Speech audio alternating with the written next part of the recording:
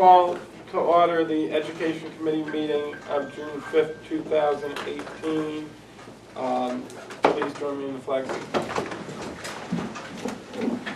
I pledge allegiance to the flag of the United States of America and to the republic for which it stands, one nation, under God, indivisible, with liberty and justice for all.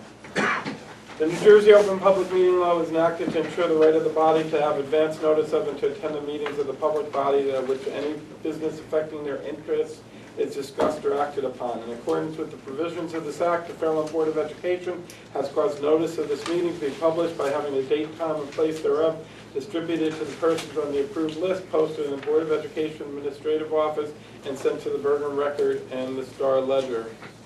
The announcement posting for the Education Committee meeting along with the date, place, and time thereof was distributed on May 18, 2018.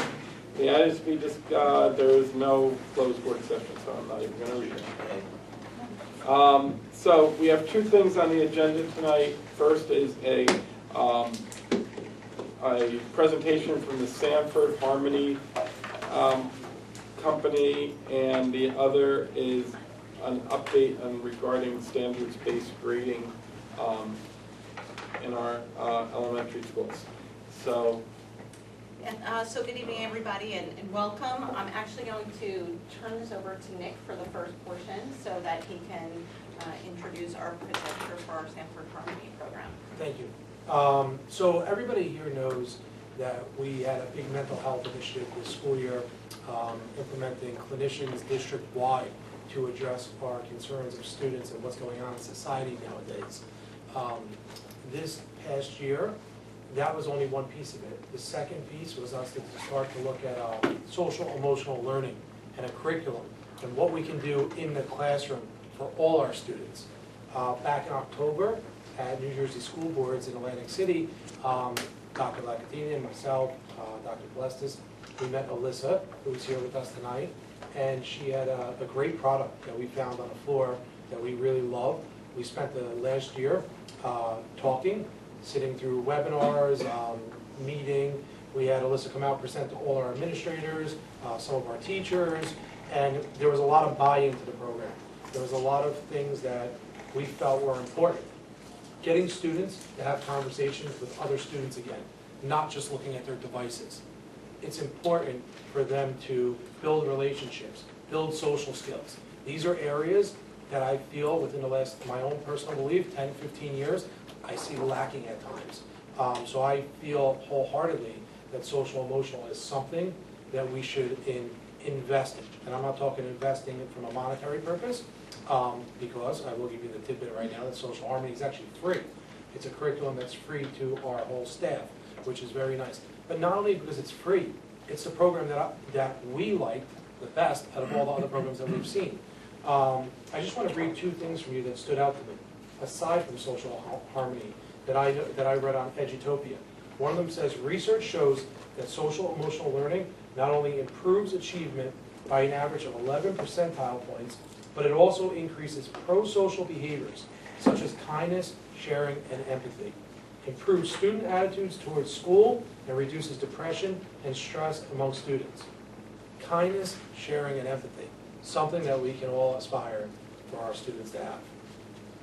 Another quote was, school leaders can organize activities that build positive relationships and a sense of community among students through structures such as regularly scheduled morning meetings or advisories that provide students with opportunities to connect with each other. The word that stuck out to me there was advisories, something that we're constantly talking about with our new schedules and how it's going to look, and carving out a period of time in our schedules where we could fit something like Sanford Harmony in, and we feel like we have a good solution. So without us going forward with this, we wanted to bring it here to the Education Committee, bring it to any people from the public that may have come, but we felt I'm not doing it any justice that Alyssa's going to do, so I'm going to turn it over to her and have her present on Social Harmony, and you'll have an opportunity to ask her any questions when she's done. Thank you. That's a wonderful introduction. Those quotes are great, and they're going to feed into what I'm going to talk to you about. I know I've met some of you before, so this might be a little bit repetitive for you, but thank you for inviting me here tonight to talk to you about Sanford Harmony. So to start off, I just wanted to kind of popcorn around the room. If you could teach one thing for a day linked to student success, what would it be? So if you were limited to one thing, which I know is really hard, but what do you think is one of the most important aspects of student success? Great. Grit, Interaction. interaction, Self-esteem. self-esteem. About one more. Joy. Joy. Awesome. Wonderful.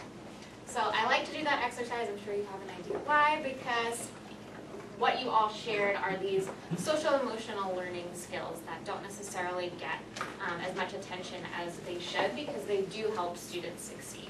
And that's where programs like Sanford Harmony come into play. They're really laying the foundation in these important skills and helping students foster them as they progress from one grade to the next.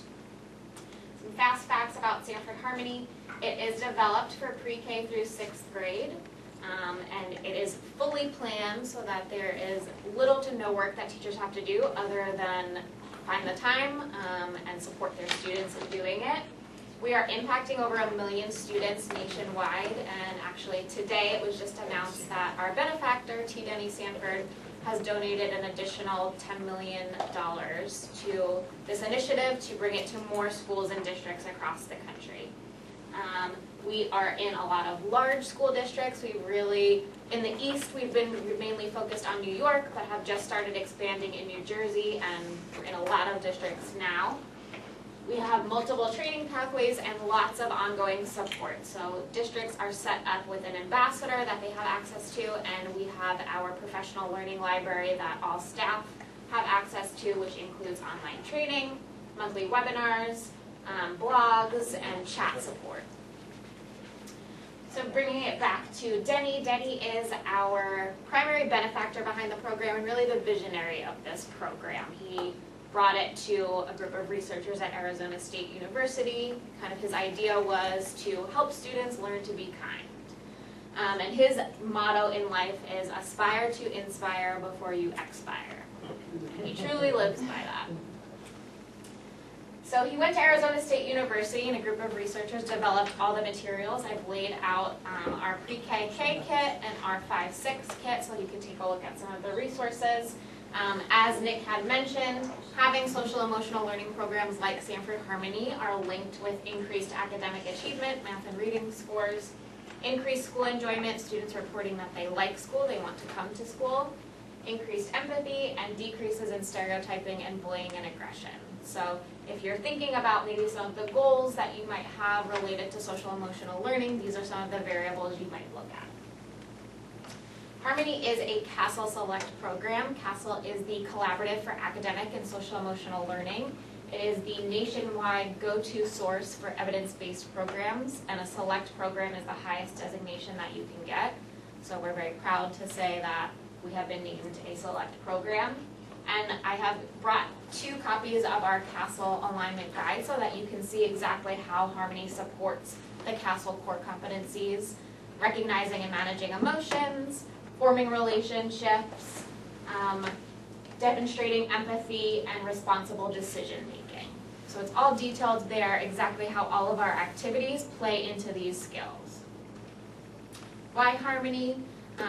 Other than that it is fully funded, so there is no cost coming to your district. It is a proactive program, so bringing it in does not mean that you're bringing it just because students are having issues or just to classrooms that have issues. It really is designed to just lay the foundation for these skills and help students build upon them as they're progressing from one grade to the next. It's designed to be really flexible, so we know that there are so many standards that teachers have to meet and so many things they already need to include in their day. This is meant to kind of weave into a lot of the things they're already doing and be easy to integrate in about 15 minutes a day. So if you're incorporating an advisory period, that's a perfect way to ensure that there is time for Harmony. We have tons of resources, including a Spanish version, if that's applicable for any of your schools, that all teachers will get access to if the district signs on. So now into the fun part, what does Harmony look like? And you see all the colorful pieces there. share. So there are two main components to Harmony, what we call our everyday practices and then our lessons. Our lessons are really laying the knowledge foundation. You see the 2 lesson books there. And then our everyday practices of Meet Up and Buddy Up are helping students practice these skills. And so all materials are provided at no cost. Each classroom gets a grade-specific kit with everything that the teachers would need to implement the program. All of the materials are also available in PDF form online, so every single staff member of each school will have access so that there can be support at lunch and at recess and after school. So first we'll talk about the everyday practices of Meet Up and Buddy Up. As the name suggests, Buddy Up is partner work, but students aren't paired for just 1 or 2 activities, they're paired for an entire week. And they're interacting on multiple different kinds of activities, really getting to know one another. Why do we suggest doing this? It's really helping students build relationships with those that they might not necessarily seek out on their own. It's teaching them collaboration, cooperation, and communication. And so in terms of what buddies do together, we're going to try a Buddy Up activity. So you can either turn to the person next to you or get up and find someone new. There can be groups of 3 and discuss if you could spend the day with anyone, who would it be and what would you do? And I'm sorry for those who have already been through this. Okay, it's fun. I'll give you like 2 minutes to discuss that. And what would you do? I don't want to see. And what would you do?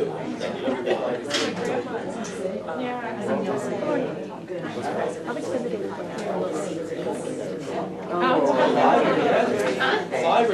It can be alive, dead, real, imaginary, there's no bounds.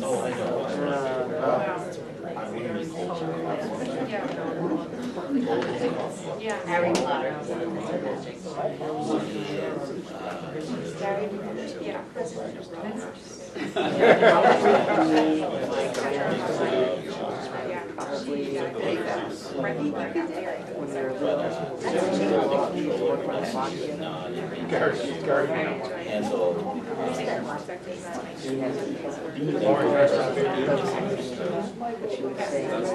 Here we go. There we go. There we go. So, you know, that's probably what I do. It's like a memory. Yeah. See what they're doing. Yeah.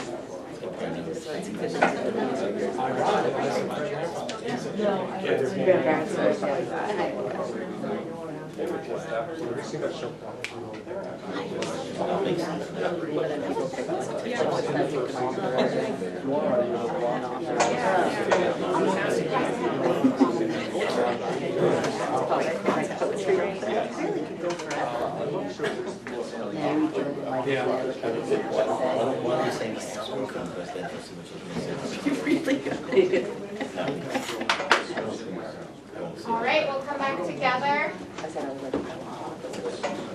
Do any groups want to share what you learned about your buddy with your buddy's permission?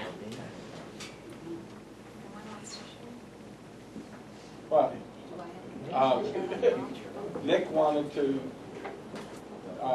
spend a day with his grandfather and just talk. I wanted to spend a day with my grandchildren and get to know them just a little better. Awesome. So you both picked family, found something in common. I want to share the day with holding coffee. Awesome. And what about your buddies? Your buddy comfortable with you sharing? He's comfortable. And what did your buddies say? Go ahead. He said Donald Trump. I wanted to get into his mind.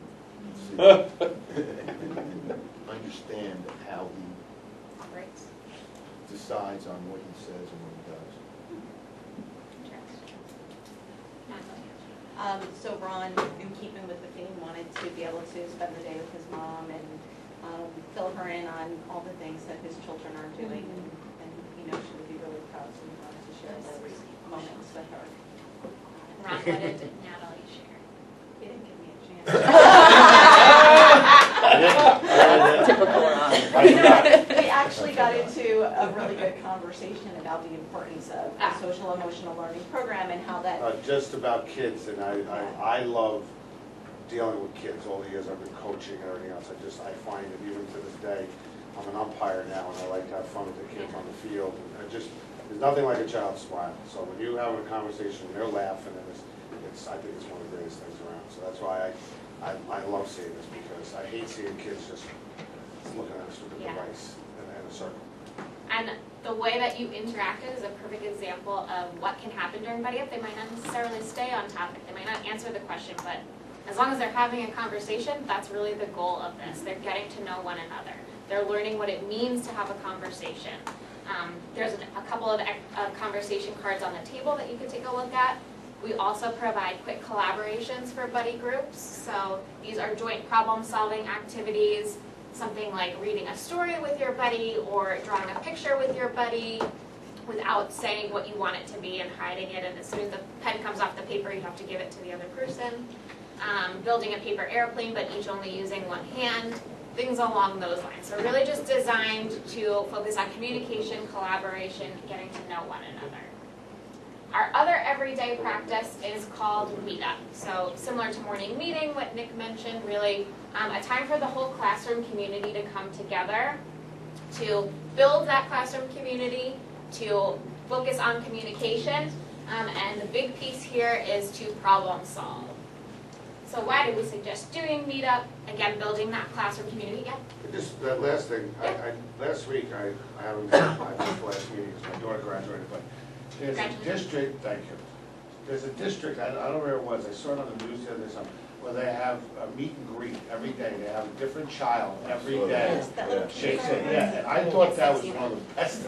I said, well, I gotta bring that up. I mean, I think that's a great idea. Every day there's somebody different, they shake each other's hands. Yep. How's your day? Good luck, have a good time today, and stuff. So I just, when you said that greet and meet, I thought Yep. that's similar to that. And that's one of the steps of Meetup is to greet one another, to have the peers greet one another. Yeah. It's so common that, all of you are greeting the students, not so common that they're greeting one another. And so Meetup is a way to ensure that happens. Good question. Yeah, but it was about the previous thing, you can That's come okay. back to it. When kids do that, is there guidance, meaning do they learn how to communicate? And in learning how to communicate, to have proper conversations, because not all children can do that properly, or understand how to kind of take in what another child may have said to him or her. So are the teachers trained to deal with that? And Yes. are the other people in the building trained to deal with that too, meaning the teachers, teachers, lunch aides, teacher aides, administrators? Yes, it's part of the training that staff would go through. So we have a couple of options for training, either in person or online, but that is definitely addressed. And if you look at the Meetup Buddy Up guidebook there, that also includes guidance for different situations that might arise. But certainly teachers are, it's suggested that they start with pairings that work really well already. And then as they're continuing to do the lessons, they're providing that knowledge of communication and providing a lot of support when they start doing those intentional pairings of students who maybe haven't gotten along or don't really know each other. Thank So you. yes, definitely support. So in terms of the steps of Meetup, the first thing that is done is that each classroom is composing what we call Harmony goals. These are goals for how students want to be treated. You'll see some guiding questions here. And the Meetup Buddy Up guidebook that each teacher gets has a script for facilitating this conversation. Students are really meant to come up with these goals with teacher help so that they feel more ownership around them. So the teacher will have a conversation with students, compose their ideas into 3 to 5 overarching goals. Some general examples are to include everyone, help others when they need it, share ideas and listen when friends share their ideas, and it's going to vary classroom by classroom depending on what those students feel is important to them. And that really becomes the centerpiece of not only the Meetup, but also of the classroom. It's a nice way to modify behavior. So the steps of Meetup starts with a greeting. So as I shared, common that you're all greeting the students. This is a way to ensure students are greeting one another. There are lots of ideas that we provide, and we also leave it open to the teachers to decide what they want the greeting to be. Students can share ideas as well, as long as each student is greeted by at least one peer. The second step of Meetup is sharing and responding. So similar to if some of your classes are already doing like something like show and tell, you can have the option to bring in an object, or they can simply share a quick statement. This is helping them practice communication skills, so they're sharing, they're opening it up to their peers, and their peers are learning to ask relevant questions and respond respectfully. The third step of Meetup is the community check-in. So reviewing those goals and saying, how are we doing as a class? What are some highs, some ways that we've met our goals? And what are some lows, some things we need to work on? And this is meant to be student-led. And then once a low is shared, it's opened up to problem solving. What are some ways we can turn that low into a high? And the students will go out and try those strategies, come back to their meetup the next day and say, okay, we can say that that low is now a high, that strategy worked, or we need to problem solve some more with teacher guidance. And then every meetup ends with a community builder, so a fun activity that everyone has a role in. So something like doing the wave around the circle, or word builders, so one person starts with a word, the next person says a word that's related, and so on and so forth around the circle. The second component of Harmony is our lessons. So those are providing your knowledge foundation. And the lessons are organized around 5 themes that they are the same for each grade, so you have commonality throughout the schools and throughout the districts. The first unit is diversity and inclusion. Great way to start off the school year. Often a lot of activities that teachers are already doing, getting to know one another, building that classroom community. The second unit is empathy and critical thinking. What is a thought? How do my thoughts impact my emotions and my actions? The third unit is communication. What behaviors support communication? What behaviors hinder it? The fourth unit is problem solving.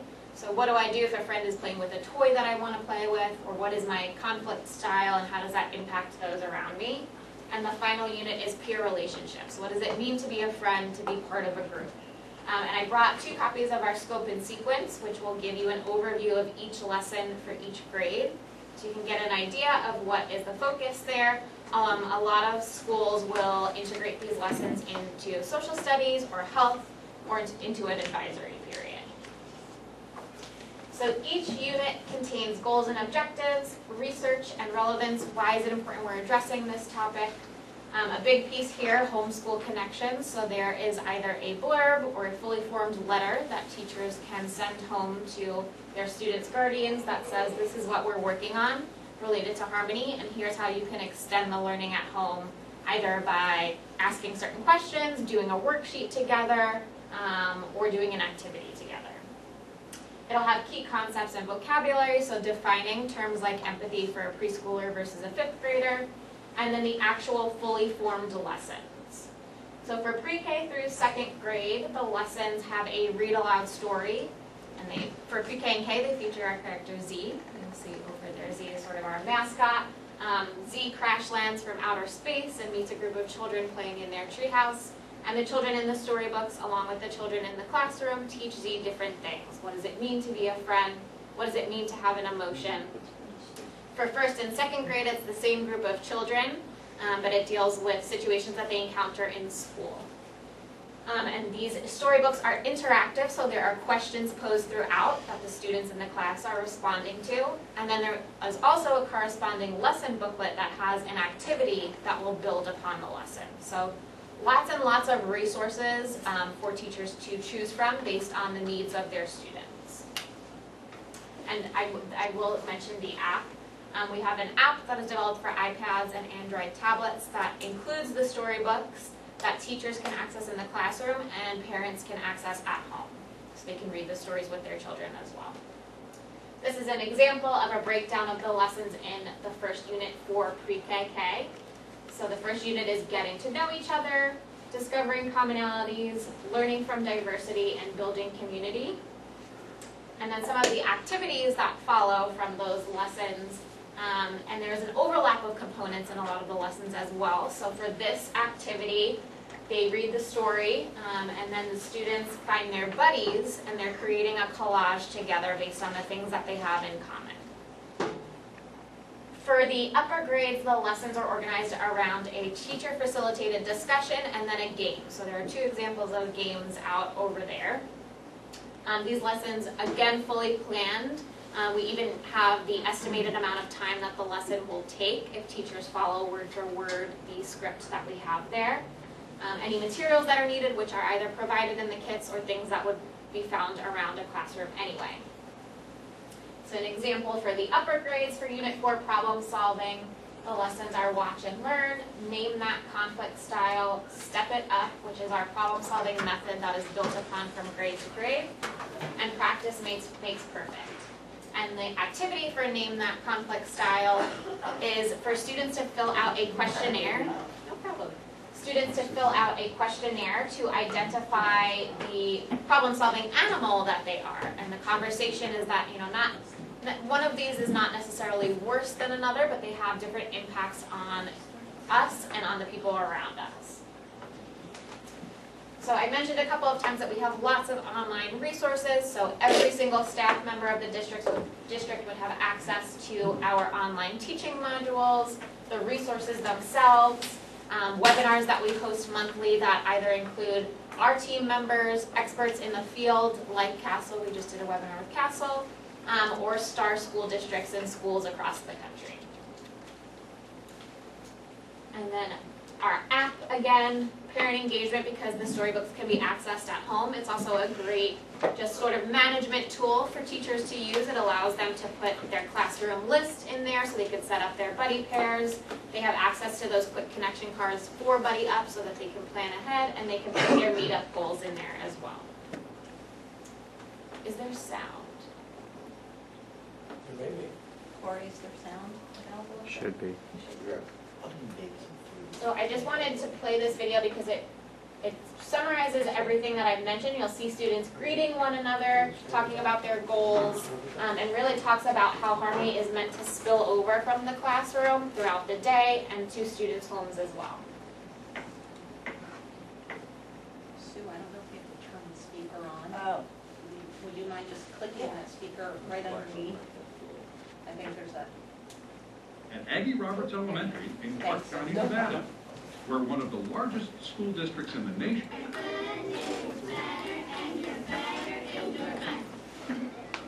Welcome to Miss Moorville's second grade class at Aggie Roberts Elementary in Clark County, Nevada, where one of the largest school districts in the nation is helping lead a global movement.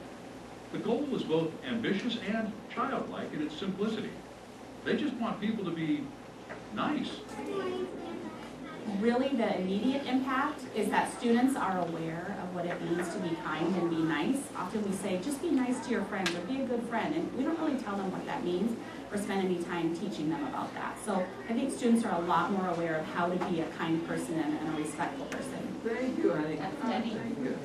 Clark County is just one of many districts across the United States to adopt the Sanford Harmony program. You are very good. Philanthropist T. Denny Sanford and the National University System Good work. have partnered to invest millions of dollars to make this comprehensive social emotional learning program available free of charge.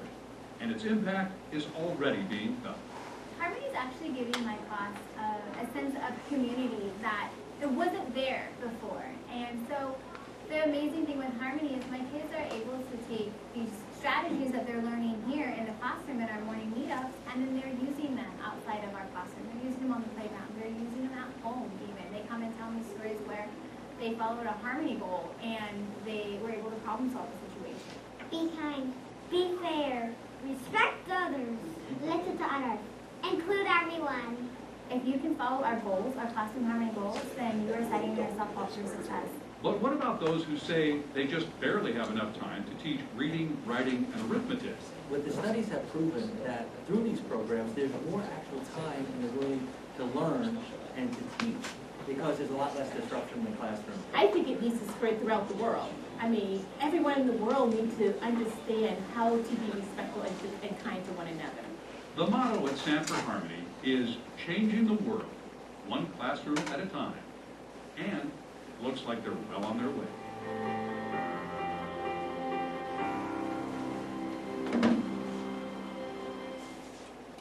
So I just like to share that because you got a quick picture of Meetup, you got to see Denny, and really the goal of Harmony is that this does spill out beyond the classroom. It's not meant to just be classroom activities. Questions? Yes.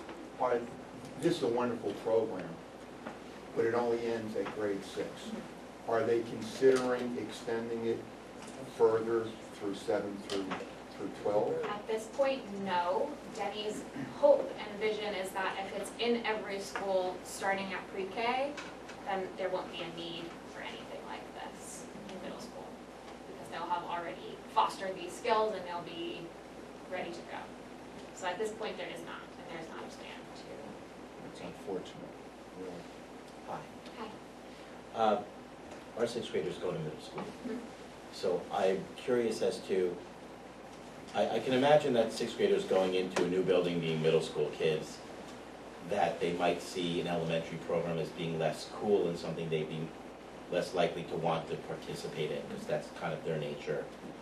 How, is there any caveat in there to have it move up with them into the middle school? Because it seems that it's really important for it to move up with them, that the skills do get transferred to their new environment. And how do these skills that we learned in elementary school, they're safe and comfortable in an elementary, but in the middle school, again, back to what I said, transferring this to a new Yes. environment, is there any allocation for that, or? So thought- you can change terminology, so instead of doing buddy up, you can say partner work. Instead of saying meet up, you can say morning meeting or advisory period. A lot of our upper schools will do that. And I will say that some of our middle schools in 7th and 8th grade will continue to use the meet up, buddy up portion with different terminology perhaps, but the same sort of concept without the lessons, because the lessons are not developed. But they can use the morning meeting and buddy up partner work. Thank you. We're gonna be, I'm sorry.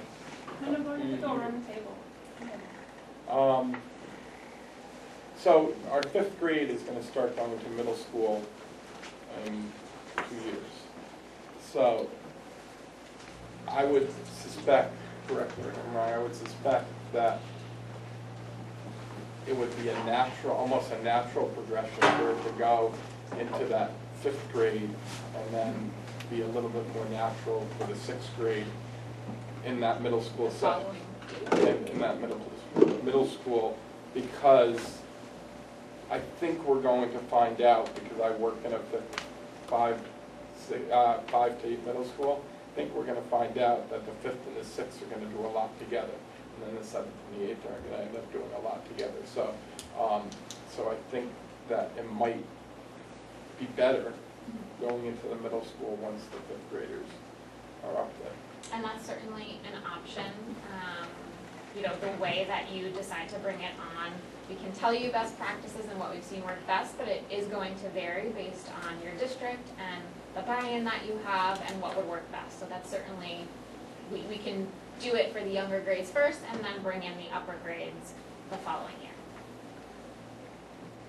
Okay, hi. So I have a PhD in Human Development Family Studies. I'm a professor of social work professionally, so I'm really into this stuff, but that also makes me have a lot of questions.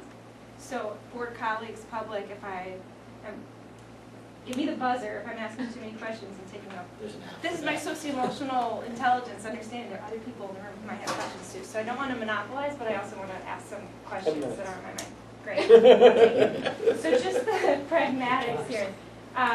Nick, you alluded to the fact that you have figured out a way to make this work with the new scheduling, and I'd like to hear a little bit more about that, because when you presented the slide about the morning ritual, I could see, especially at the younger grade levels, that to me, that seems like it could take a long time to get everybody to share something. So it's not everyone sharing every time. It's sort of a platform for 1 to 3 students to share each time they're doing meetup, so that they feel special, and the focus is really on them. And especially for younger grades, we say that it shouldn't go beyond 15 minutes, because that's asking them to sit for too long, and then it ends up being detrimental. Okay. So what's I'm asking Nick, what's the plan for scheduling in units of content into an already busy curriculum? Alyssa and I spoke about exactly what she spoke about 15 minutes being almost too long.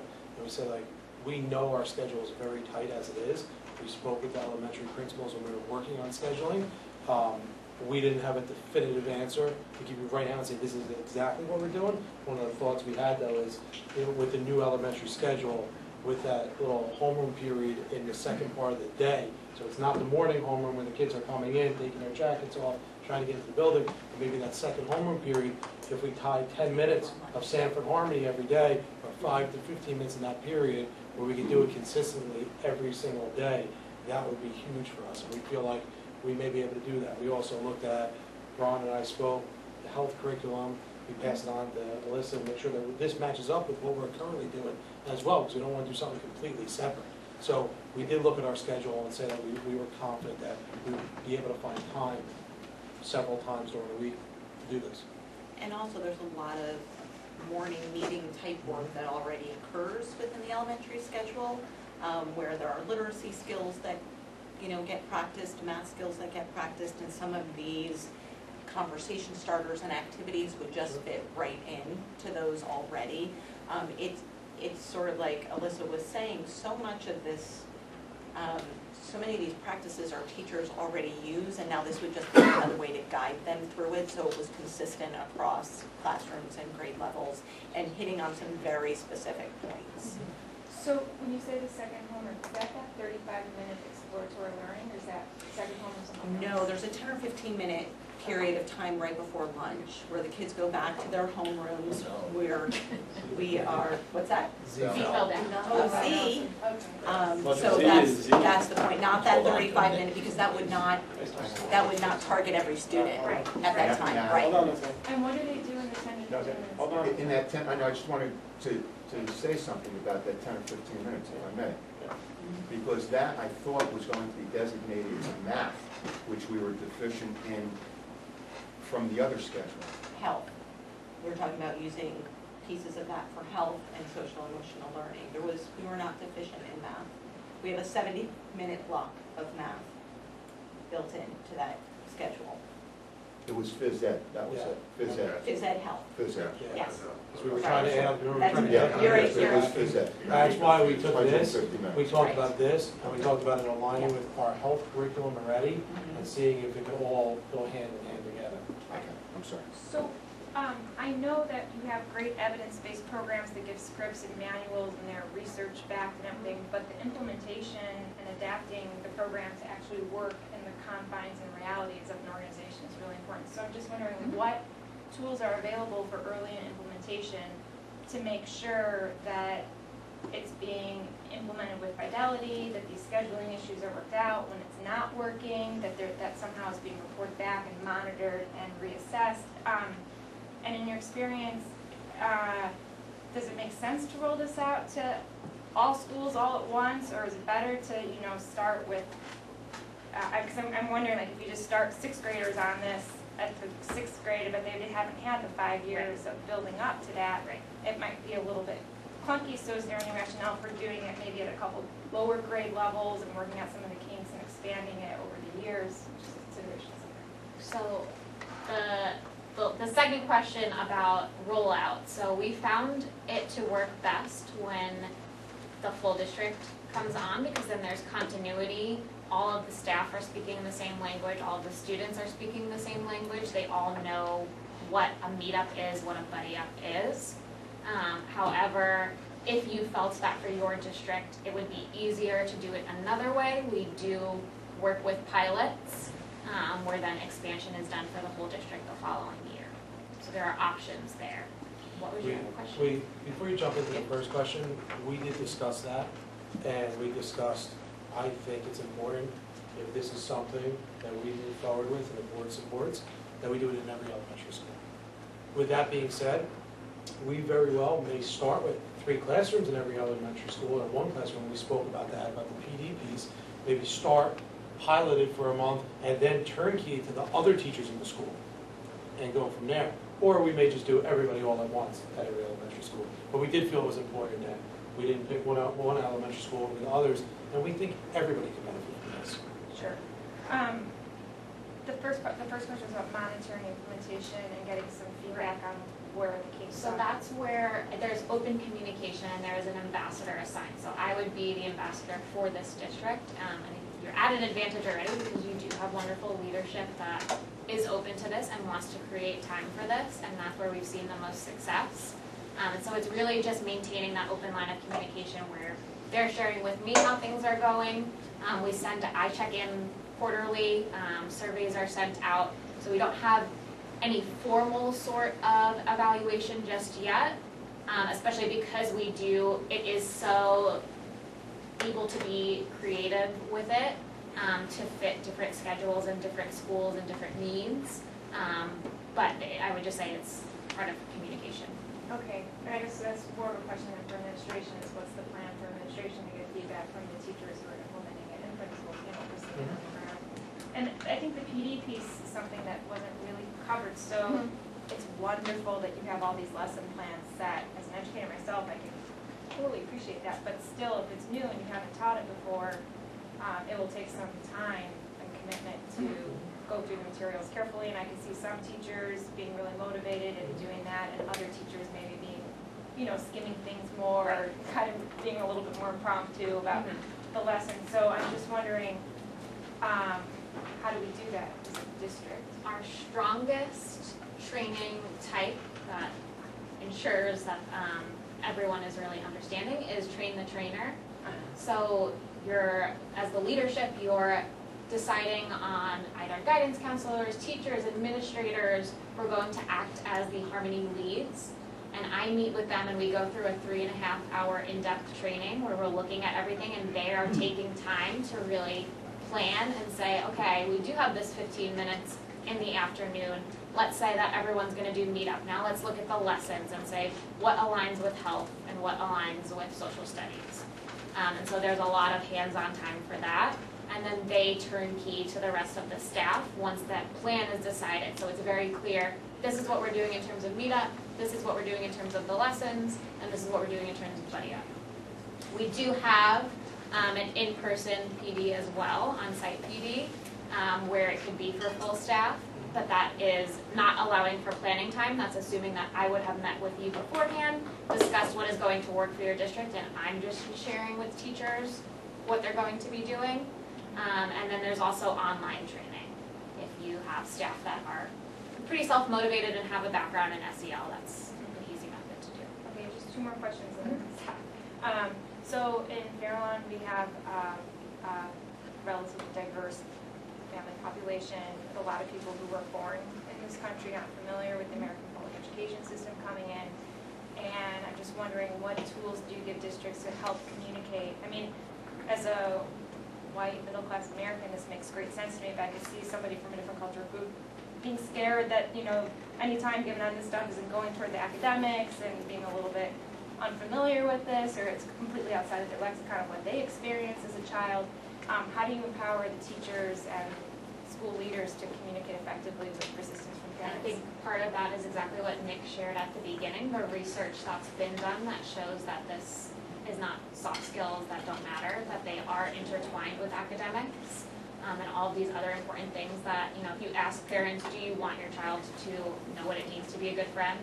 Typically they're not going to say no.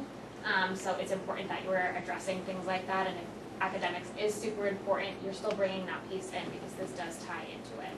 I get it, but are there any, do you do PD on that to help teachers explain it to parents or anything like that, or? We don't have PD for parents. We have presented at parent-teacher meetings, so that is always an option.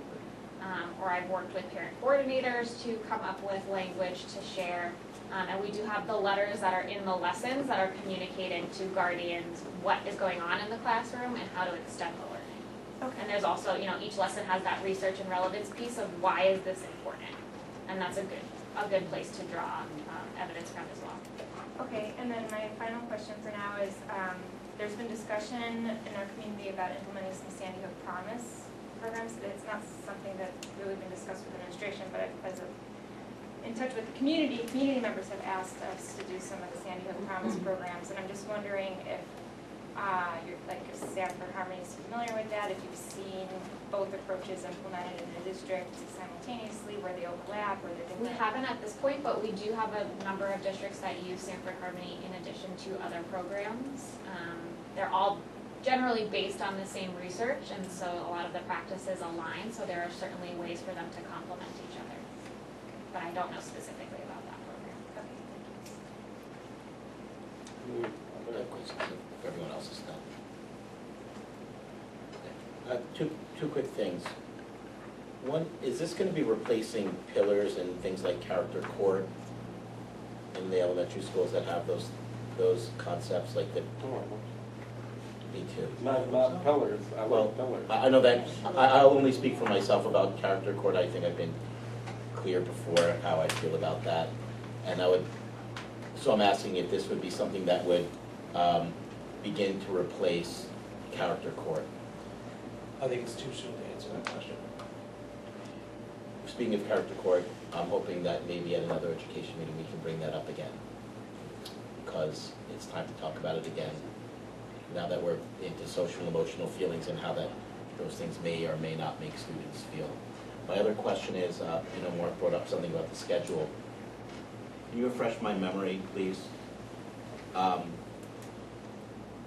Does this mean kids will have even less time for phys ed and health? And will it take away time from them, like getting to run around outside and get other health lessons? No, not at all. We are required to do 150 minutes a week of health and phys ed, so that's required. So nothing's getting usurped in that So, sense? no, it's, there is time in our schedule, there's 10 to 15 minutes before lunch every day, where we see us being able to do some social emotional learning, some health pieces. Some of the social emotional learning will probably get incorporated into some of our curriculum. Those are the other pieces we're gonna be looking at, which pieces of this fit into our literacy units, and into social studies units, things like that. No, it will not usurp. And there are a lot of buddy up activities that involve movement and getting up and doing activities. So there are ways to integrate it into that class. Recess is recess. Well, I'm talking about phys ed. Oh, no, there's still 2 35-minute phys ed periods a week. So this does not impact that. Thank you. Mark, you mentioned that this program was appropriate for ESL. So the question I have is, are there books addressing that particular, component of our population? And also, how about special ed, since we have so many special ed students in our district? So for Spanish, all the materials are translated into Spanish. All of the materials address all forms of diversity. So in terms of being relevant, they are, and then everything is translated into Spanish and available digitally. For special ed, we haven't done any research specifically, but we do have a lot of our districts across the U.S.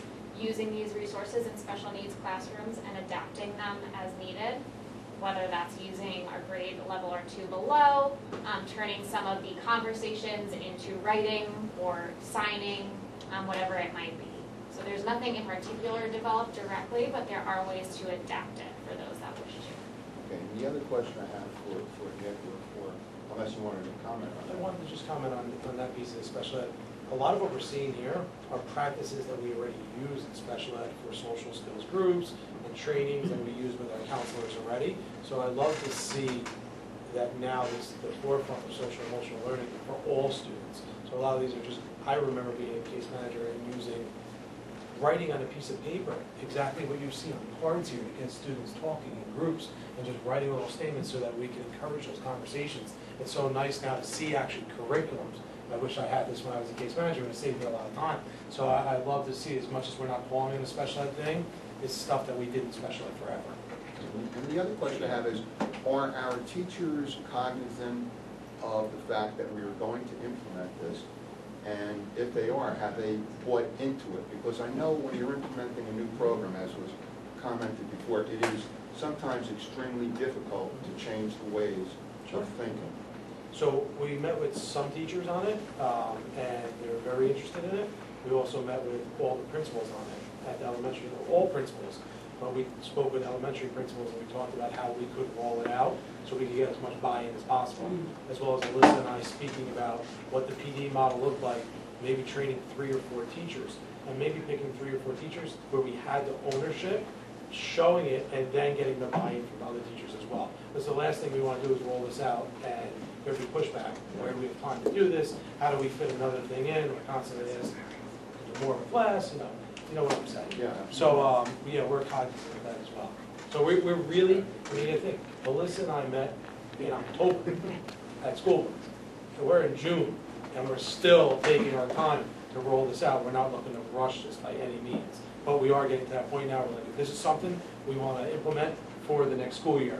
That's why we felt it was really important to have this meeting now. So hopefully, if everybody feels comfortable with this could potentially get on a June board meeting, and then we can start planning for how we roll this out for next year.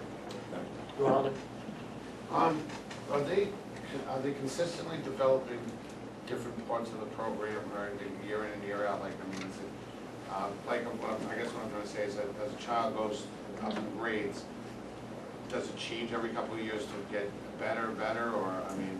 So it won't change, the content will be the same, it's all grounded in research-based. We do have ongoing research that we then adapt to be best practices, but the content itself will not change because that is the SEL research that is out there. And the other question I had, going back to one of my colleagues, the only way to really, you said that they don't really plan on going into higher grades. So like if you're starting it, like right now, the kids that are in 6th, 7th, and 8th grade in high school, they didn't have this. Are there different things, I guess, like you said, to adapt it? I mean, are there things out there that they can give you, or is there some place that you go, like, how to adapt this to the, the upper grades? The Meetup and Buddy Up are really just concepts, and so using those concepts in the upper grades is what a lot of middle schools will do. You know, they don't have to be using the specific conversations or the, specific Harmony goals, but they are using sort of the same guideline to do it. And teachers can certainly take the lessons and adapt them as well. That's open to them. Thank you. Any other board members? I'll just say at this point, this is a concern for administration, not so much a concern for the program itself, but if we're talking about voting on something in June, this June, like in 2 weeks, our next regular board meeting, I don't really understand what we're being asked to vote on, because the way I hear right now is there's a lot of ideas about possible ways to roll this program out, but not a plan that's been vetted or fully baked, I guess. And I would rather see us stay in a tradition of carefully planning the implementation of new initiatives, which I know is dear to, is a value we all share, and having some of these issues around the curriculum mapping, like, is it going to replace the character pillars? I feel like that's a question that should be answered before we say, like, we're going to implement this starting September of this year. And maybe I just need to hear from administration, clarify what are you asking the board to vote on immediately, and when you say we want to roll this out in 2 months, because summer, it's done, right? It's already June. What exactly do you envision happening in September? And I guess where my mind is going, we have a bucket in our long-term strategic plan on the whole child, I call it the whole child bucket. It's the one about health and wellness and social purpose, which this seems to fit really well with. And so I would think, maybe planning out over a 3 to 5 year period, like let's say in 3 years from now, we want full implementation of the program, but using year 1, 2, and 3 as kind of a ramp up to that, and seeing that, like I would vote on that, like a plan over the next 3 years. But I know that they're, like, even scheduling this meeting, there's a sense of urgency, like we need to get the board to vote on this so we can do this in the fall. And I just want to understand, like, where is that urgency coming from, and what's the rationale for not having extended? We've been talking about, we've been talking about social and emotional learning all year. It's been a repetitive conversation that we've had at board meetings and amongst administration, talking about the mental health piece being a huge piece of it, but then how do we transfer that into the classroom and what we do with our students on a daily basis? We're not looking to rush this on you tonight because we feel like we have to get this done right now, and this is the program we're picking, by no means. But we've had extensive conversations all year and said, this is something we feel strongly about. We would love to have board support and move forward with it. I'm not going to plan PD and plan trainings unless we have board support. So I'd be putting the cart before the horse if I told you this is my definitive plan and how we're going to use it moving forward. With that being said, if we have board support and this is something that we're going to engage with Alyssa moving forward, then yes, we do have 2 months. We have a lot more than 2 months though. We may very well sit down and bring some teachers in over the summer and do some training. We very well may wait till September and just turnkey one teacher in each school. But at least we have the time to plan for it. If we wait till September or next year, we're going another year without social emotional learning curriculum in our, because we know when September rolls around and everything else, by the time we have another education committee, by the time we bring another curriculum back to the group here, I feel like it's lost time. I feel like this is a great product right now. I feel like it's a great product for Fairlawn and our elementary schools and our schedule. A lot of products you look at want you to do 40 minutes a day, an hour a day. We feel like this works very well with our new schedule that we'll have. So I think it's my recommendation that it's something we move forward with, but it's not a rushed decision by any means. It's not a rushed decision to rush to get the process started as well. I just want to say that, in reading through some of the stuff that you put down here, because I was here earlier, I think that this is extremely complementary to what we already do, and I also think that being familiar with what they do in like K1 and 2, you know, so now they're gonna call it meet up or buddy up instead of calling it, you know, circle time or whatever. So those things already exist, and it's just a matter of, you know, like in English, you have the prompts. You know what I mean? This is just a matter of giving teacher, say, more directed prompts, so that the students, instead of just talking about, you know, what color is the sky, are gonna, you know, put in some kind of social or emotional issue into whatever the discussion is. And I think the sooner you start it, the better, because we've noticed that there's a particular level of anxiety for younger and younger children, and so this might be a way to put them more in touch with, you know, it's very, like I said, very complementary to things that either we already do or things that we've been implementing. So I'm pretty impressed with this. I was not familiar with this program at all, and I'm pretty impressed with you know, some of the language that it uses and the way it's laid out. I think that, you know, to me, if you looked at, you know, starting it, you know, I almost feel that because the older students, and I appreciate what you said about, like, you wouldn't need this type of thing in a high school. First of all, there's homeroom, or it's not the place for that, but, you know, if you did even like, you know, K1 and 2, and then it moved up with those students, just like the pillars, they were memorial, they moved them to elementary, they moved them to teach, you know what I mean? Like, there's certain things that, you know, you feel bad that some kids didn't get as they moved through, but, you know, when you correct it, then everybody's getting it. So, you know, I don't see that it would be a problem to start this. Whatever they get out of it is more than what they had when it wasn't there. So even if they just got a taste of, you know, a few of the lessons, I think that, you know, whatever they, you know, get out of it and move forward with, you know, it's a life skill. I mean, these are all life skills which, you know, schools are kind of lacking in. Thank you for your support. And I just want to say, I am very excited about this program, and I would like it really to start in September if it were possible. However, I am very concerned that it ends in sixth grade. And I would hope that the administration would somehow look into another program that's complementary to this one, so that we can extend it throughout the middle school and definitely into high school. And I think that's a really timely thing too, as we are investigating what does this new middle school configuration look like. It's sort of this natural extension that we can say, so how do we continue this program through 7th and 8th grade as we're looking at that new configuration? Is it an advisory? Like, do we create our own extension that we use in our advisory program based on the lessons, the activities, the vocabulary, and the language of this program? So thank you, I appreciate it. Thank you. We're at school boards, maybe when we're walking the floor, we'll look for an SLE program that goes post-second. And if you were here, I would think as well, this is not. I think you also look at it and see how it could work in once you get to those upper grades, upper middle school grades that you work it in, that you see how it could work in with the character ed programs that are already in place at that point. It might complement. Yeah, absolutely.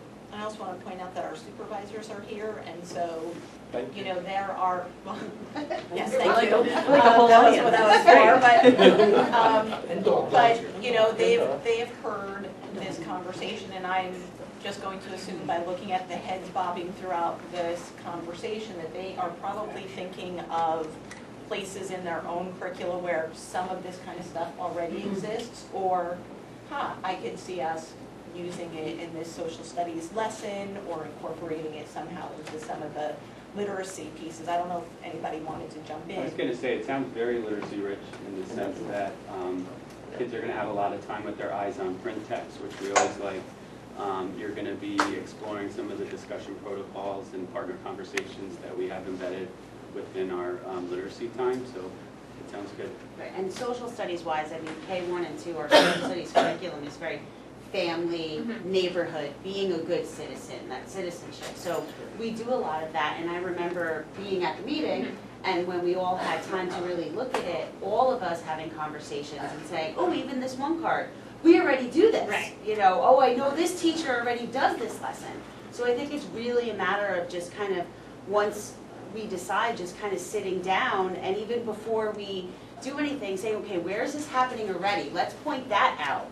Now, where is, you know, now here's what's left, here's where we can incorporate it. I think that's So a I really really think that good point, building upon that. A lot of teachers do things like this already, and so it's just a matter of providing more resources. And it will be, there'll be that commonality between all of the schools, which will be great. So while all the teachers do it, they may not use the same language, and they may not use the same resources, but now they're all filtering into these 2 middle schools, they'll have that common language. So that, you're right, like, we may not have that, but everybody will know buddy up, meet up, this type of thing, and then we can extend it. I'm just gonna limit this for 5 more minutes because we have to move on. Ronnie? Just to piggyback what most people said about, you know, getting it involved also. I think all this stuff is very important because it's not like you taking the kids out of the classroom and we're gonna just teach or take 15 minutes away from curriculum, learning-based curriculum. This is what we're gonna teach you. I mean, I know years ago, and I still think they do it in Forest, they had Manners Monday, where they actually brought the kids in and it was part of their class, and they had a full dinner and, you know, or a meal, and lunchtime, and they learned how to set a table and what goes here and how to manners and it's all part of it. It was all part of their curriculum. So I think it's like anything, it could all be built in right into what you're doing. I don't think it's something, the way I'm reading it, maybe I'm wrong, that we're gonna set up a whole separate, you know, 15, 20-minute period of every day the kid's gonna leave there and go there. Because I had the same concern Jeff did. I didn't want to see certain things in our program get dismissed, and then we did it because we already lose some other things to testing, so that kills me. But, no, I think it's good that we, and Suzanne, what you said is if we see what we already got, and then we start putting it into the pieces in the puzzle. And I think your district is off to a really strong start because you have involved the administrators and the principals so early, well, not early on, but, you know, in the process in the beginning before you're saying we're going to do this, so that they can really see, okay, yes, this aligns with what I was doing, exactly what you were saying, so it doesn't seem like another thing. What's the hesitation of just transitioning into this program and transitioning out of the character pillars? Like, why wouldn't we just commit to moving forward with this as a way, not saying we're gonna like stop character pillars on the dime, but like the plan is to phase out of character pillars and go into this. Is there hesitation around that? I don't think that's I think they said they weren't gonna go away from that. I just said we wanted to have more conversation with administration and our staff about that. That also I'm was just the not middle ready school. to, That also was the middle school program, the Character Pillars. They brought it down, I think, to the elementary, but that started as a middle school. The Pillars of Character was the middle school, that's the middle school age program. That was the middle school age curriculum for middle school. Yeah, but it has Right, gone right, down. because they, like where this one probably will eventually go up, that one went down. That started as a middle school thing. I don't personally think that I think they complement each other. I don't necessarily, it's up to the administration, but I don't think that I don't know about that. Overkill? I don't know about that. But Yeah, it is our decision that as is a a- board to ask the critical questions to make sure that things are being implemented. All right. Okay, So so the think question about is the rationale. Like if we're gonna do Stanford Harmony and we're already doing pockets of these, we have great strengths and probably character pillars is part of that, so you're just kind of tweaking what's already been done. I'd just like to see a rationale for keeping character pillars. Like what's the value added of keeping character pillars in the elementary school if we're going full force Ron. ahead this year? That's the question. I have to get back to it. And that's pretty much the administrative Yeah. decision. Any other questions from the board? We're going to wrap this up. Any comments, any other comments from the public? Dawn? My question or comment just is to ensure that there is adequate training for the teachers. I'm not sure right now, it seems like only one from the information I just got. Like, I know you said that there were teachers involved in getting or in deciding about this or looking at this program, and right now I haven't gotten an overwhelming response that a whole lot of teachers are aware about this right now. But so my biggest thing would be, ensuring that the teachers had adequate training to implement a program like this. It's, just not picking up a book and looking at it. And I think you all know I see the value in, this type of program for our kids, but just to ensure that they have the adequate training in order to do so, implement it effectively. It's a valid point, and I couldn't agree with you more, Don. And that's why not once have I said September 1st, we're going with Sanford Harmony, and this is it, and we're moving forward full steam ahead. I want to make sure we're there to support our teachers as well through the process with this. And So there's that's an the last thing I want. onboarding process. That where they're announcing that it's coming. They're doing some pre-training activities to become familiar with Harmony. So it's not, I'm not just coming in and doing the training and saying, okay, bye, go do it. They have access to me then as well. Thank you, Dawn. Yep. Thank you, Alyssa. It was very informative and Thank you again for having me. Thank you, Alyssa. Great job. All right, so we're going to visit. Do we need a break? Anybody? Just go Clean up full what she speed. sets up. Now we're setting up what she cleans up. She can clean up what you start to set. Just grab I wouldn't got you, why would you tell me? Everybody else put their water in. I did, I was like, Move on. Exactly. All right, you move on. Sometimes I just drive around. That is a nice. you ready for me, Mike? Yeah, I'm Okay. good. So we're going to move on to the second part of our presentation, the second presentation for this evening, which is an update on our standards-based grading. So myself, along with our subject supervisors and Andy Temmie, our elementary science specialist, will help present tonight. So because some board members, or maybe Emily, just you, were not here for the beginning of this initiative, I'm just going to do sort of a quick review and a refresher for everybody else about standards-based grading. We will talk about the tasks that we've already completed. The main focus of tonight is to share with you what is going to go on report cards. What are parents going to see? What are students and families going to see on the report cards? So we're going to share those report card indicators with you. So each subject supervisor is going to show you for grades K, 1, and 2, what the standards are, or the indicators for each subject area. And then we're going to share some sample rubrics, and I'll explain to you what that means. And then we're going to talk about next steps. Did you have a question, Rob? Yes, is this going into effect in September? K, 1, 2, yes, so we're going to talk about the next steps. Sorry, we didn't come to that. No, that's okay. So again, when we started this journey, we did some exercises and we talked about what purpose do report cards serve, and they sort of serve a variety of purposes. It communicates information about students' academic growth. It talks about students' achievement. It can talk about what proficiency level is a student at. And it's a reflection of students' strengths and weaknesses. So there's a variety of purposes.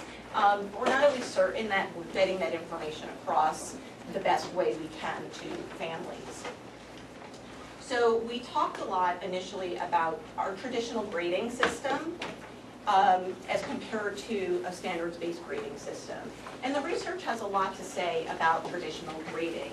And so we listed, again, just some of the research. We talked about this several years ago. And we recognize that traditional grading, the grading can really vary from teacher to teacher. That there's often not a uniform standard grading system in many school districts. And that often our traditional report cards tend to combine aspects of academics and work habits into a grade. So it's not always completely accurate of a student's academic progress because there are these other factors that often get included in a student's grade. Research also suggests that when we assign a student a 0, the student didn't do an assignment, we give a student a 0, that almost dooms that child from ever being able to make that up again and be able to get a passing grade. And so standards-based grading helps to eliminate that. And there's really no meaningful research that supports this 0 to 100 type of grading system. No research that really talks about how meaningful and helpful that is. So that led us to look at standards grading. Standards have been around for a long time. Most of the time, we think Common Core standards, and that's when we heard the most about it. There was sort of this backlash about the Common Core standards. But we had core curriculum content standards in '96 in New Jersey. Common Core came out in 2010, and then they were revised in 2016, and we now have the New Jersey Student Learning Standards, which in reality are about 85% of what the Common Core used to be. There were some minor changes that were made. But basically, we are charged in New Jersey with making sure all of our students, no matter what district, no matter what school you're in, that we make sure all of our students have specific skills and knowledge in all of our subject areas. And so when we sit down to create our curriculum, we look at the standards and we make sure that within our curriculum that we are meeting all the standards that we must. So then what are standards when we talk about a standards-based report card? Standards are really just statements of the learning goals. What do students need to be able to do at each grade level? What should they know at each grade level in every subject? Again, standards don't tell us how you have to do it, what tests you need to give, other than PARCC, which is Ron's favorite. We determine those things in the district. But some examples of standards might be draws inferences using text evidence. That's a skill that we want students to be able to do. Demonstrates understanding of number and numerical operations. Those are some examples of some standards. If you look at our report cards right now, I don't know how long ago it was, maybe 5 years ago, we really wanted to move to this standards-based movement, but we knew it wasn't something we could just do overnight. We needed to talk to teachers, we needed to talk to parents and board members. But we changed some of the ways that we wrote the report cards. So on our current report cards, you will see a lot of standards type statements on our report cards right now. The thing is, we don't really grade it like a standards-based grading system. We use things like OG, S&N, outstanding, good, satisfactory, needs improvement, developing. We have different ways of assessing students at almost every grade level. What a standards-based grading system does is it gives you a 4-level indicator of a child's understanding of a particular skill. And so these are the 4 levels that we would be using on our report cards. So this is for grade K, 1, and 2 so far. So if a child got a 1 on a report card, it means that the child has shown limited progress towards that particular indicator. Number 2 would mean they're approaching that standard. They're getting there. Number 3 is where we want our students to be. They have achieved the standard, making inferences, understanding numerical operations. That child is on target and is mastering that standard. But then there's also a 4. And a 4 is for that student that consistently demonstrates a depth of knowledge or skills beyond that particular standard. So that is what a standards-based grading report card looks like that. But this is where a lot of the hard work really came in for our supervisors and our teachers. We have, in addition to this report card that you're going to see with these statements, there are background documents, guidance documents that are going to help clearly explain to parents, to teachers, to the students themselves if they're interested, what do I as a student need to be able to do and demonstrate in the first marking period if I want to achieve mastery on understanding numerical operations? What do I have to do in the second marking period in order to master an understanding of numerical operations? Because what I need to perform and be able to do first marking period obviously is different in the second marking period, and obviously is different in the third marking period. Students have to continue to progress.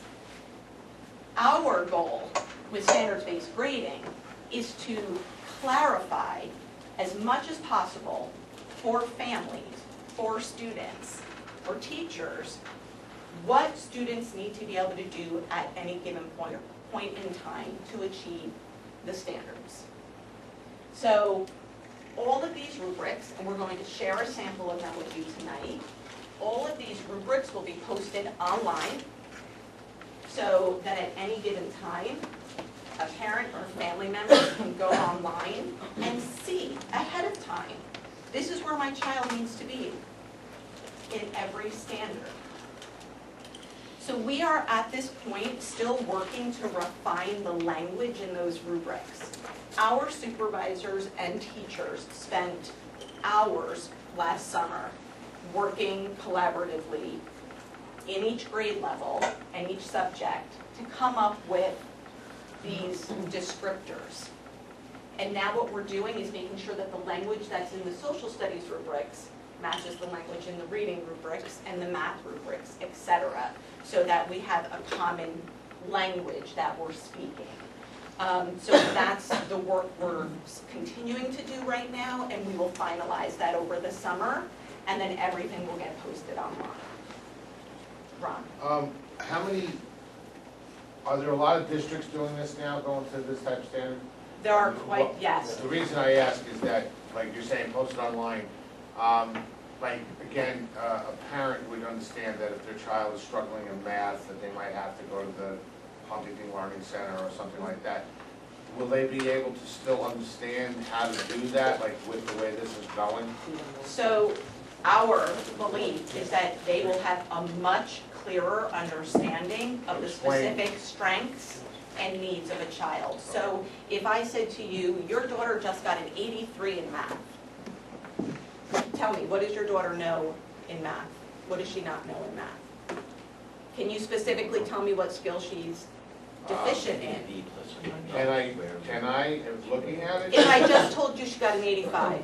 No, I Or an couldn't. 83. I would have to look at like what she's learning. It's, right, and so it just doesn't give you a lot of information without speaking to the teacher or without looking at a specific assessment. Hopefully with these rubrics, a parent will say, oh, I see my child did not do as well with numerical operations as with, I don't know, with addition, had a harder time with subtraction. It breaks it down into more sub-skills so that hopefully the families will know more specifically. Now, on a single report card, you can't possibly list every single solitary skill, but it is much more in-depth than what a traditional report card would offer. That being said, if a parent really needed to know more specific information, I would encourage them, obviously, to speak with the teacher. Yeah. But you'll see, we're going to show you samples of rubrics to help give you that idea of the depth that we get into. Yeah, no, I think it is good because, like you said too, sometimes if they go for extra help wherever, if they in the school too, sometimes they're not focusing on what they're really struggling with. They're going through like a whole, well, we're gonna do all of this, and the kid gets bored, they're like, oh, Can we let her do her presentation? I had asked the question I because know, I didn't want because to forget it was part of that plan. it's- Sorry. There's 30 some odd slides. Yes. Okay. So- Welcome back, Mr. Watts. Thank you very much. We're not doing either. So, Our journey very quickly started back in 2016, 2017. I've done 2 presentations so far now to the board. We researched neighboring districts and we looked at their report cards. We looked at the way they did things. We talked to some neighboring districts. We started talking about standards-based grading with our teachers. We kicked off the summer of 2017 with a meeting with all of the teachers and supervisors that were working that summer. And that's when we started last summer developing K-2 report card standards or indicators and the grading rubrics.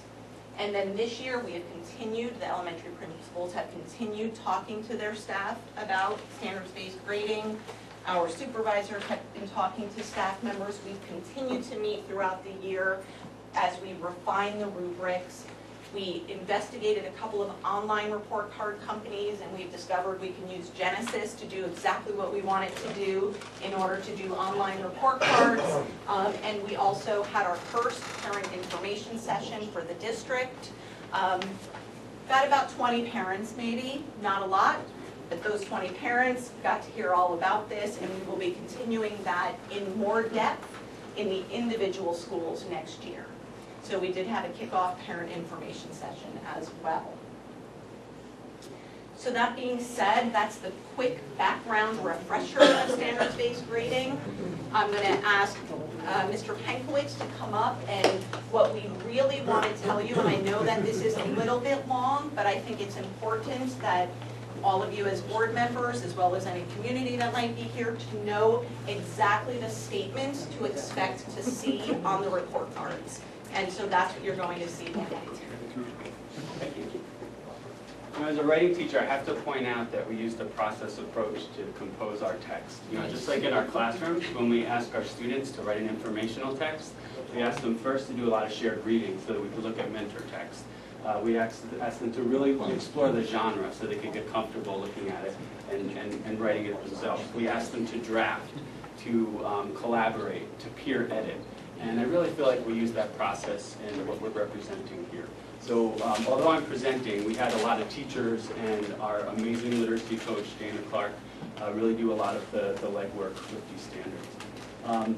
So I'd like to present first just the grade K standards for developmental reading process. We just tried to do a side-by-side so that you could see how the standards begin in grade K and how those same standards might grow into grade 1 and 2. So looking at students reading at grade level.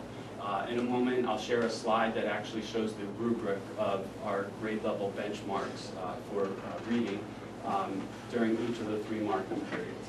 Demonstrates an understanding of concepts of print. Early on, we have those initial assessments, making sure that students know to read from left to right, start from top to bottom, to know the beginning, middle, and end.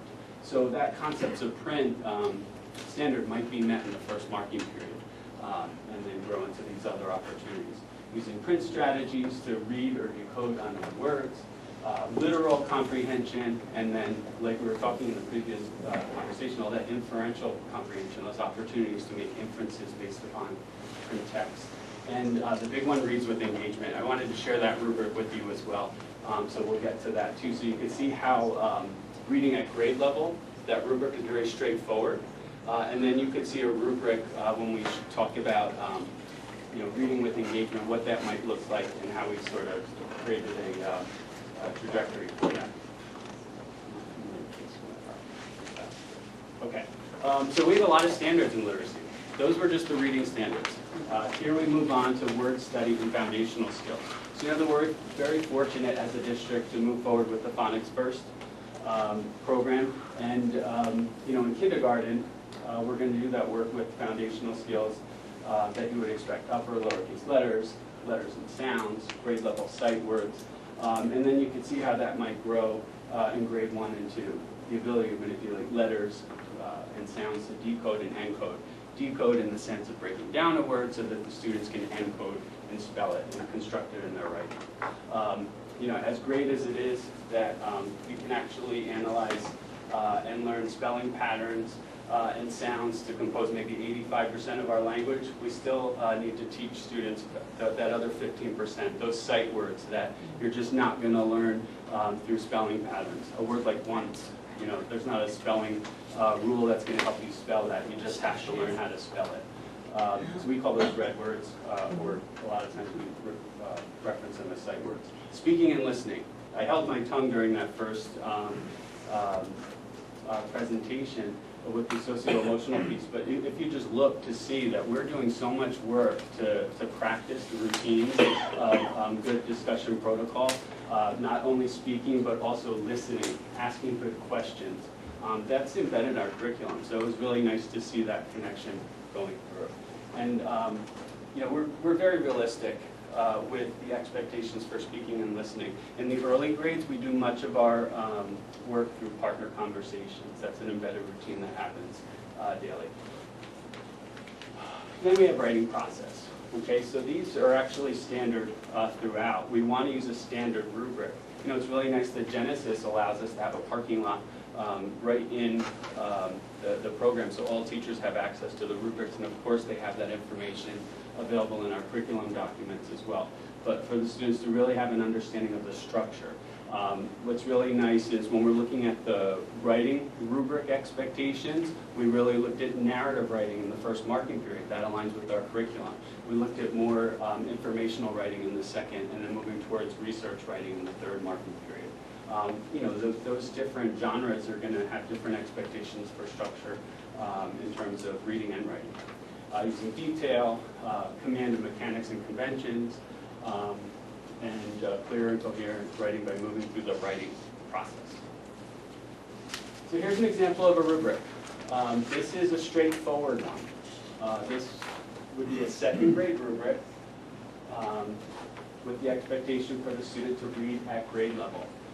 The teachers are all very familiar with our reading benchmarks, the expectations we have for students, not only in each grade, but in each marking period. They also are very skilled at formative assessment in the sense that we do benchmark assessments with our students, and then based upon where that student falls on the benchmark, we have a lot of resources so that we can employ very strategic strategies with the students. The students co-create their reading strategies so that they could move forward to that next benchmark, that next reading level. That's not to say that we only do work in the students' reading level. We have shared reading. We have opportunities to read above and below their reading level. But this is the standard that we're looking at right now. Again, I wanted to show you how this might be different for Reads with Engagement. So this is awesome. We didn't have this before. Standards-based grading allows us to look at the standard of Reads with Engagement. We know that students comprehend through their reading in 3 different ways. They need to be taught strategies. They need opportunities to talk about the text. But more than that, they need a high volume of reading. So we have to make sure that students have that opportunity where they're building their stamina for reading. In this sense, it's independent reading. And what's really nice is we're really able to explore what kind of assessment could we do for Reads with Engagement. We now know that teachers, while they're conferring with their students or working within small groups, can take breaks in between those conferences and small breaks to do a quick engagement inventory, to log, look up, see how many students are reading, who's the kid like not paying attention, looking out the window, to make a note of those things. And you can address those behaviors in reading conferences with students, or even pull a small group, whether it's a strategy group or some other piece. But we're really looking to measure that the students are actually engaged with the text, because if they're not engaged with the text, how can we even think about reading?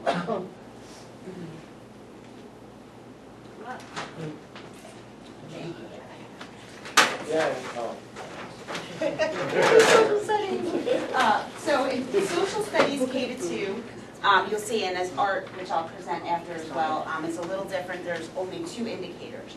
Now that, basically where that comes from is unlike language arts, where New Jersey student learning standards are very specific for grade levels. In social studies, it's K-4, 5 to 8, 9 to 12. So here we're looking at K-2, which falls from K-4. Many of those standards we hit at all grade levels. Some of them spiral. So New Jersey doesn't tell us in kindergarten you have to do 6.1.8.2 BC. You know, it's here's the standards. So really our curriculum focuses on so many at every grade level, at different, different depths, different skills. So what we did is we kind of said, we looked at our standards, especially in K-2, and said where, how can we kind of combine them? So we have the first statement understands the concepts related to the units of study, and the second applies critical thinking skills to organize and use information through reading, writing, and or speaking from a variety of sources. And as you'll see when we look at the rubrics, depending on the grade level, those critical thinking skills will be delineated differently, and obviously those concepts will be delineated differently. And you'll see it's very similar to science, which I think is great, especially for the teachers, because there will be that consistency. So looking at a sample social studies rubric, this happens to be second marking period, first grade. So you look at it, here, the three different types of communities. So here, those concepts, they're looking at different types of communities. How communities celebrate holidays, where people live, what is a symbol, how does it relate to maps, a compass roads, cardinal directions. Now if you were to look at our K through 2 rubrics, some of these contents, especially you'll see when you get to see all of them later, when it comes to geography and economics, that's something that spirals at every grade level. So that's what I'm talking about with those standards we hit, at the different grade levels. What I did want to show you, so this would be what would be up. This is the rubric. Something that I think Gary had touched upon and Natalie as well as, we also realized, especially when it comes to social studies and I think science, we have to give those teachers that background guidance and documents. So this is a way that the teachers then can look at that same standard, if I go back, different types of communities and that type of thing.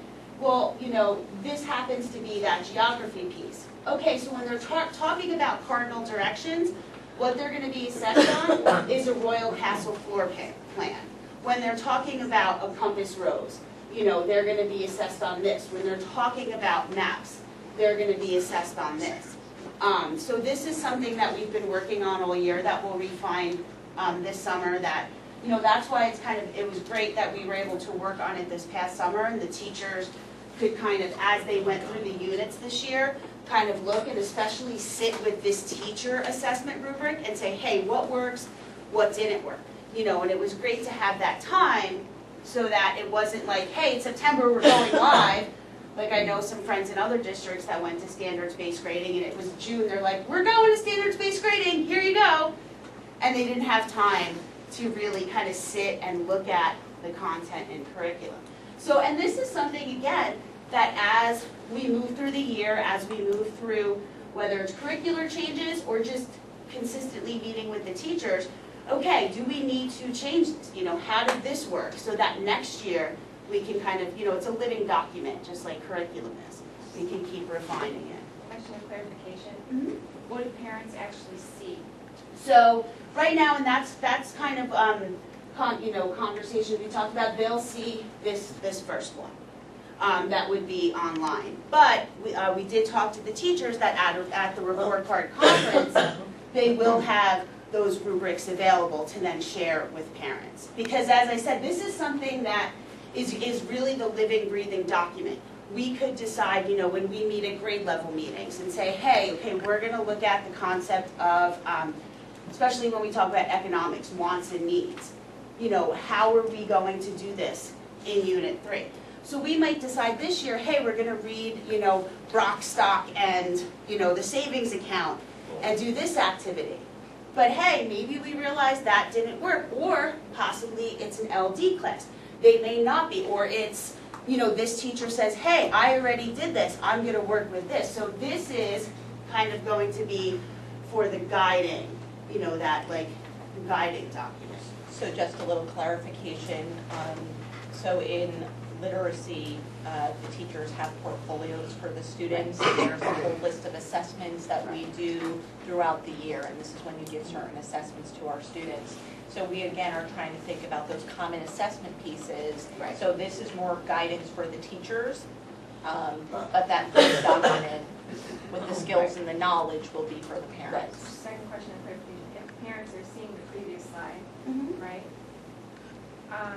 Does the teacher circle, like, it's, a child can be achieving the standard for the Right. first bullet, but Right. then a little bit behind on the Well, second. and that's what we talked about too, is that, yes, that will be, we're able to, you know, working through Genesis, we are able to, put grades into the grade book, but then it could be like an average of the grade, you know. So what's, that's it. the parents are not going to get individual rubrics on every child. Right. Those rubrics are guidance documents. So Right. these are the skills we're looking for a child to know. But they will see that. I mean, the The previous. previous Right, one, they will exactly. see that. Right, yes. so they're gonna know the content and what the Right. child has to do in the So content. if the child is demonstrating an understanding of those things in that column, then they will get a 3. Right. But they might, like a kid might not know a compass rose, but they know the different types. Right. So you differentiate each one. Yes, yes. Well, And again, those are the pieces. So if a child doesn't know compass rose, it doesn't mean that they haven't mastered the majority of things in that. right, So it in is a there. global score. yes. The child gets placed in one of those buckets globally. Children don't get placed in the bucket. Right. What we're doing is we are looking Right. at their progress. Right, because based on this indicator, there's several units of study, and social studies wise, when, you know, we're talking about social studies, not necessarily literacy or math, there's several, units of study in each one. If we had to list, and let's say just for social studies, unit 1, there would be 15 standards, let's say, or 25 standards that we would have to list just for one kind of unit.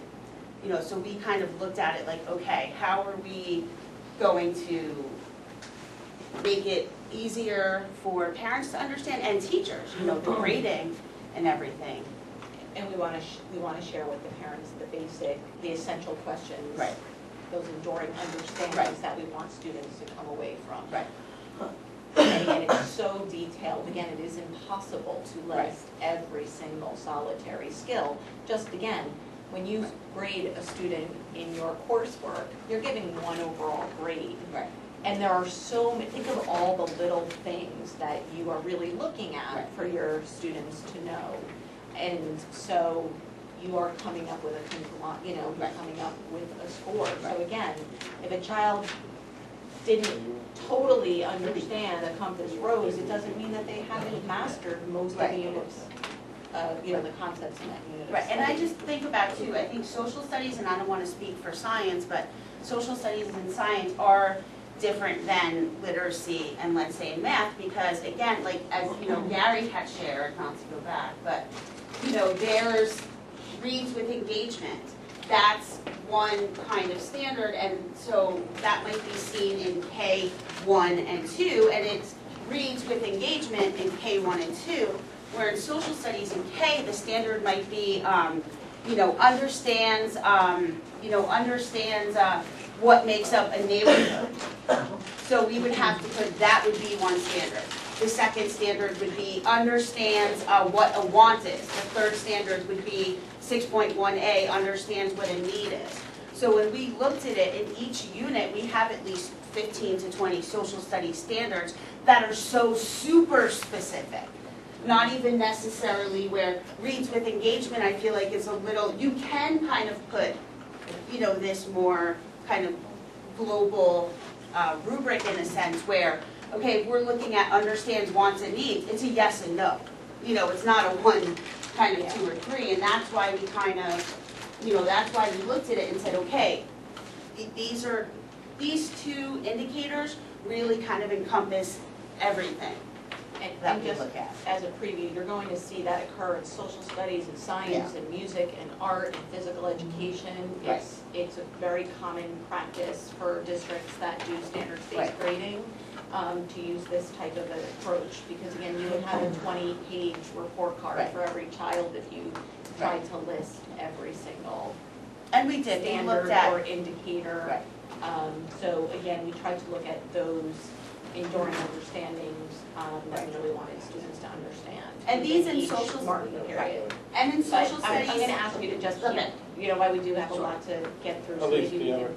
Yeah, I just, just go back to the one that the parents are gonna see. You know, I think I'm with Emily on the idea that, you know, Compass Rose is under rarely beginning to and understanding or Right. demonstrating. Right. You know, to me, I can't, I mean, I can read it here, but I'm just looking Right. forward. You know, to me, it would be, they don't understand the Compass Rose, there would be an X on Compass, or I guess you wouldn't put a red X on anything anymore. Right. But, Right. you know, that would be a no, and then maybe in the next marking period, it might be a middle, and at the end of the year would be a yes.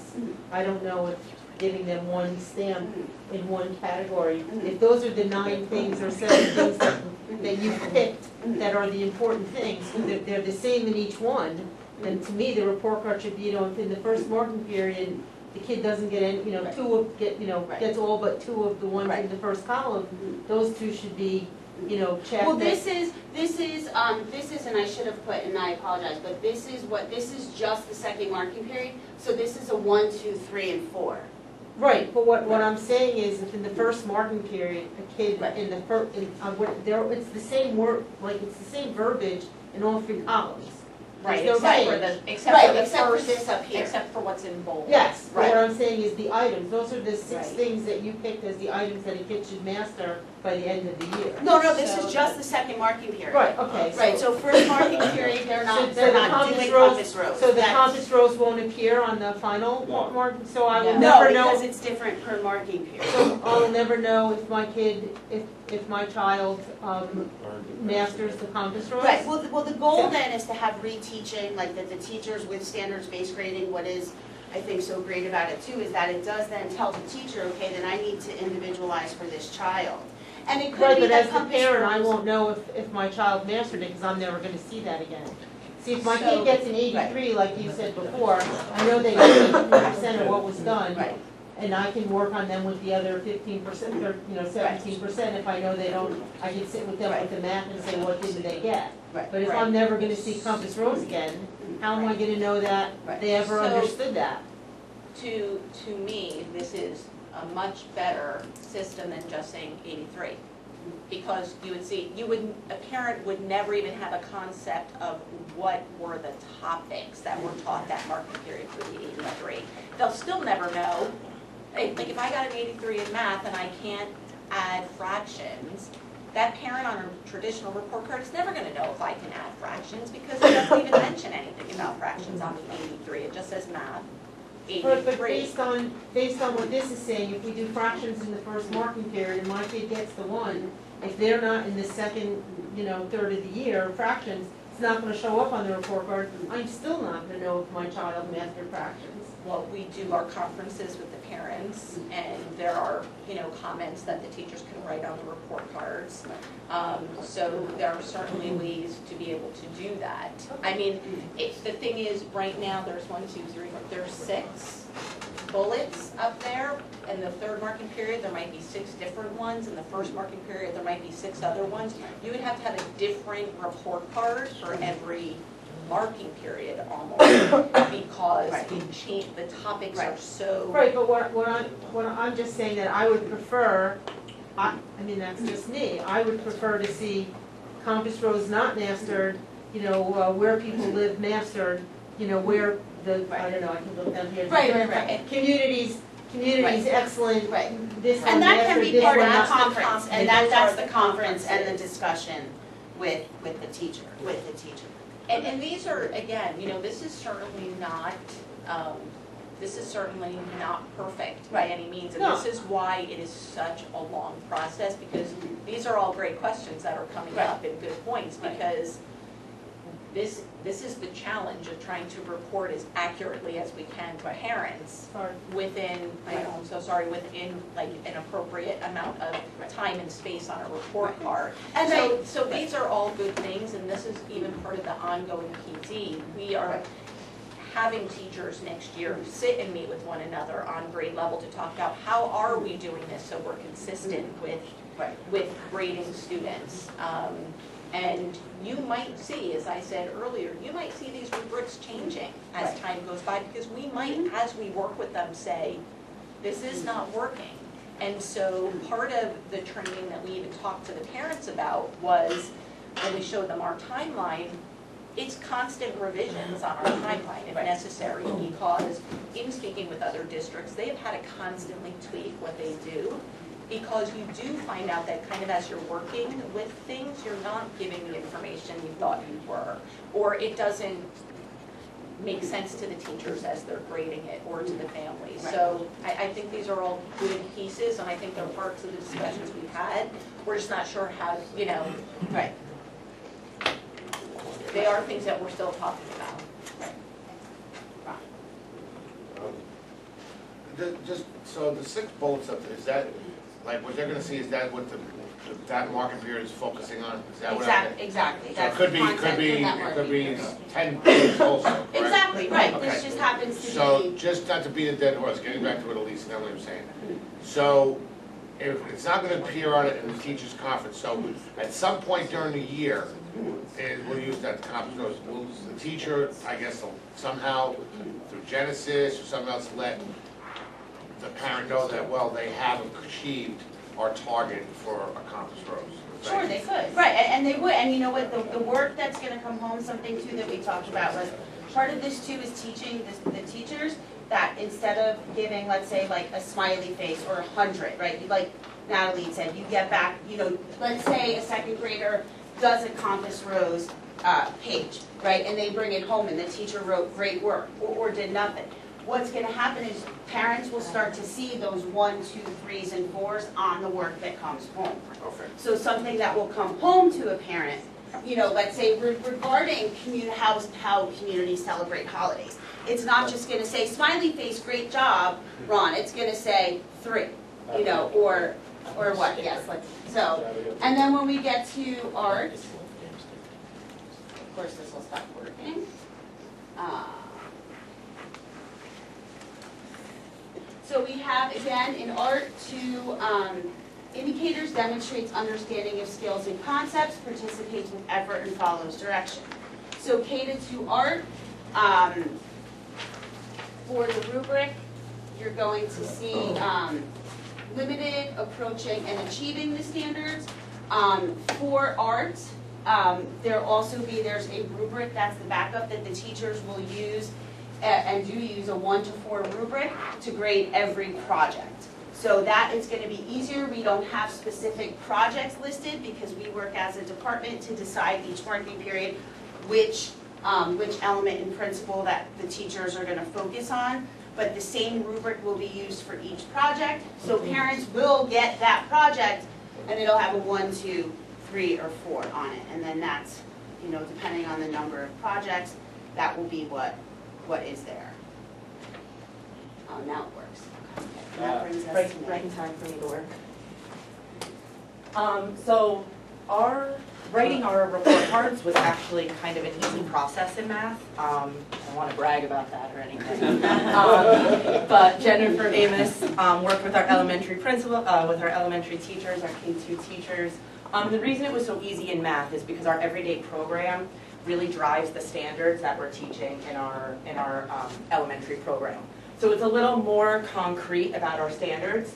So the NJSLS, as well as the NCTM, kind of in connection with our everyday math program, kind of focus on the same topics and indicators during each K-5 year. So in kindergarten, we start with counting and cardinality. So we want kids to count by 100, by 1s, and by 10s. They're going to write the numbers 0 through 20. They count to tell you the number of objects, and they can compare numbers and sets of objects. Then in operations and algebraic thinking, yes, algebraic thinking in kindergarten. They demonstrate fluency for addition within 5, subtraction within 5, and they can solve addition and subtraction word problems within 10. The number and operations of base 10, they're able to understand and demonstrate knowledge of place values with the numbers 11 through 19. So knowing what number is in the 10 spot and what number is in the 1 spot. Measurement and data, they're able to describe and compare measurable attributes, and they're able to sort and count objects. In geometry, they can identify and describe shapes, and then they can create, compare, and compose shapes. The other thing that's really important, besides our technical math standards that we find important in our district, as well as everyday math, is the standards for mathematical practice. So there's 9 standards of mathematical practice, and these are things that kids can communicate mathematically. They know what tools to use when solving a problem. They can reason, they can model, they attend to precision, perseverance. These are all things that we think, in addition to actually being able to count or being able to solve a problem, we think that communicating mathematically, we think about, their answer is incorrect and they're able to go back and they have that perseverance to try the problem again. We think that those things are important. So those are also in our report card. So in kindergarten, our goal is that kids would clearly be able to communicate their mathematical thinking. In grade 1, you're going to see some of the same ones. They don't have the counting and cardinality in grade 1 because that's all kept in kindergarten. So again, they're solving word problems and understanding relationships between addition and subtraction, adding and subtracting within 20. So if you notice, we're kind of building on the stuff from kindergarten. Here we're asking them to add and subtract within 10, and then as we move within grade 1, they're adding and subtracting within 20. In numbers and operations in base 10, they're extending their counting sequence up to 120, understanding place values and using place values to add and subtract. Measurement and data, measures length, tells and writes time, represents and interprets data. Geometry, they're comparing and composing and partitioning shapes. And then in our standards of mathematical practice, in addition to clearly communicating mathematical thinking, we also, at this point, want to assess the kids being able to apply the strategies to solve problems. So that's that reasoning and modeling piece that we think is important. And in grade 2, we continue with those same indicators, this time solving to create and creating word problems, adding and subtracting within 20, working with equal groups of objects to gain foundations for multiplication. Numbers of operations in base 10, they're still understanding place value, and you can see that's similar, and understanding place value to add and subtract. Those indicators sound the same, but within kindergarten and first grade on the rubric, you would see the difference. They'd be doing it with larger numbers in grade 2 than they would be doing it in grade 1.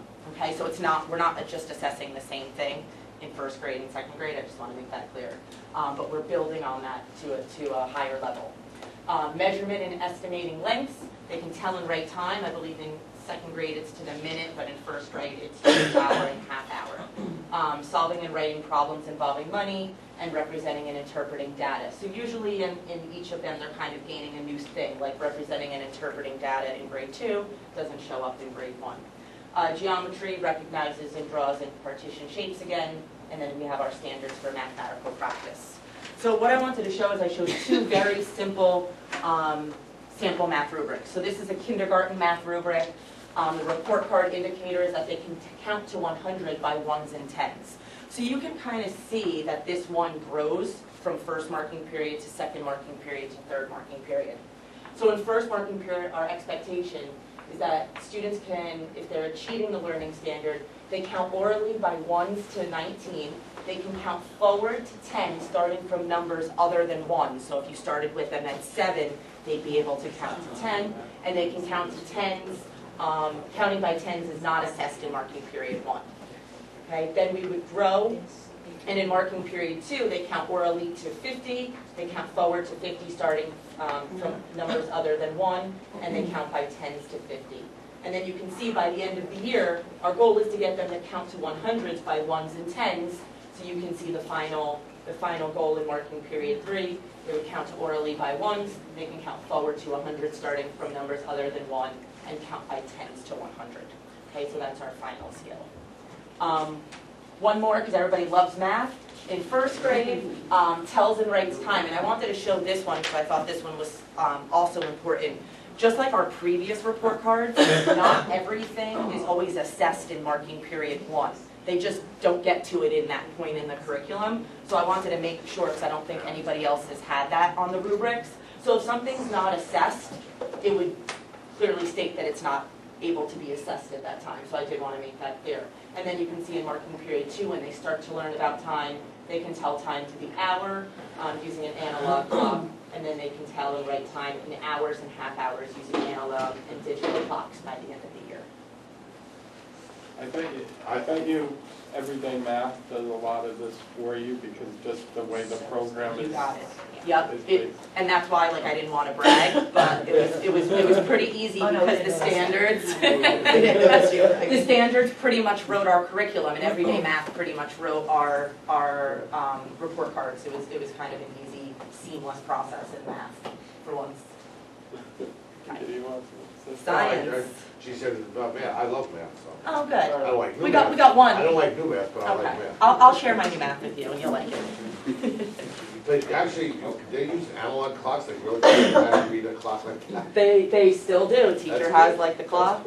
Yeah, still doing it. My son's learning that. That's a second grade. Yeah. My son's learning that. So, for the science report cards, we faced a similar challenge I think the social studies faced. We had a great team of teachers, Andy and I worked with them throughout the summer, but we had to figure out ways to take 5 to 10 standards in a marking period and try to figure out a way to condense that in a digestible way for teachers, for parents and for teachers. So the whole focus of science instruction now is 3-dimensional teaching and learning, trying to make sure that teachers and students can connect the science content, which is called BCIs, with cross-cutting concepts. Those are the big ideas that go throughout all of science, along with science practices and engineering practices.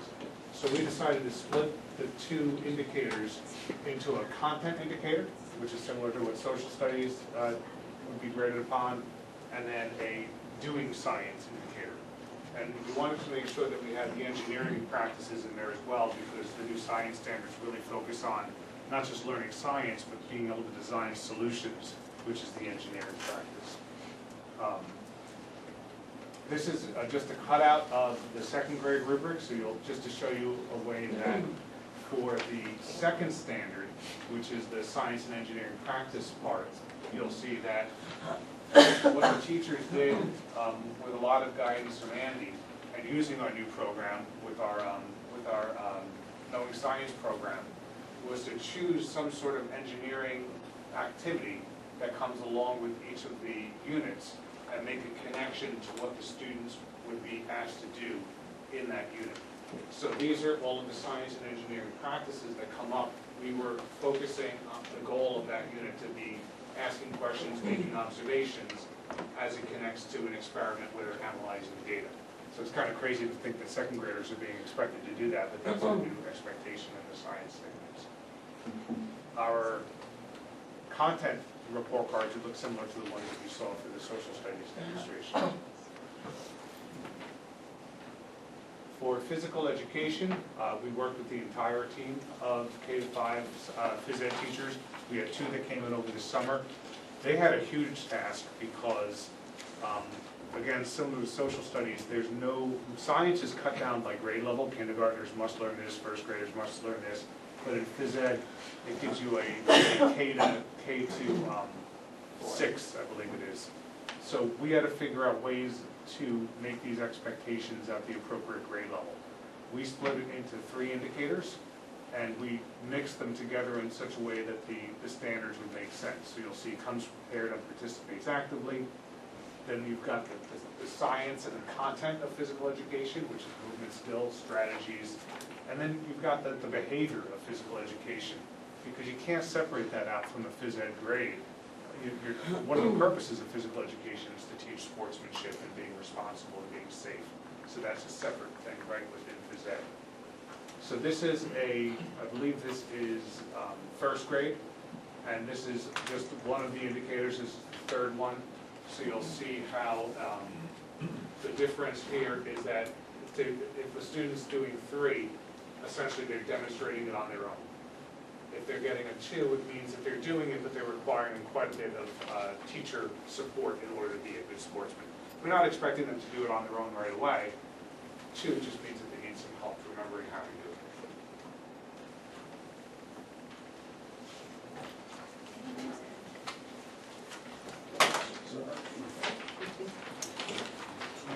That's how you'll lose the Olympics, you're off the baton. Good evening.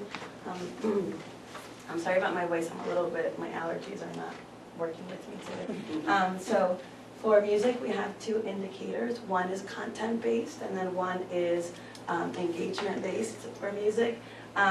We looked at the New Jersey Student Learning Standards for Visual and Performing Arts. They're separated into 4 different pieces: theater and dance.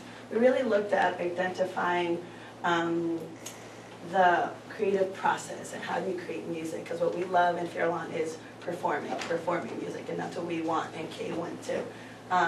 So the 2 indicators demonstrates growth in specific musical skills and concepts.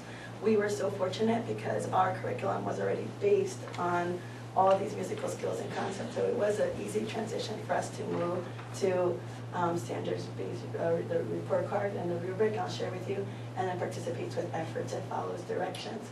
So I'm going to share with you a kindergarten rubric, and what we did make it progress throughout the year. So in the first marking period, what we really look for is the students independently explore, because we're thinking about kindergarteners, are they able to do this in the first 3 months? So they're exploring steady beat and no beat, rhythmic patterns, the difference between loud and soft, short and long, and also remembering that our music classes and K1-2 are 35 minutes long once a week. So that's also something that we looked to make sure that our report cards, our rubric, really aligns with what's happening with the schedule as well, with their time in the music classroom.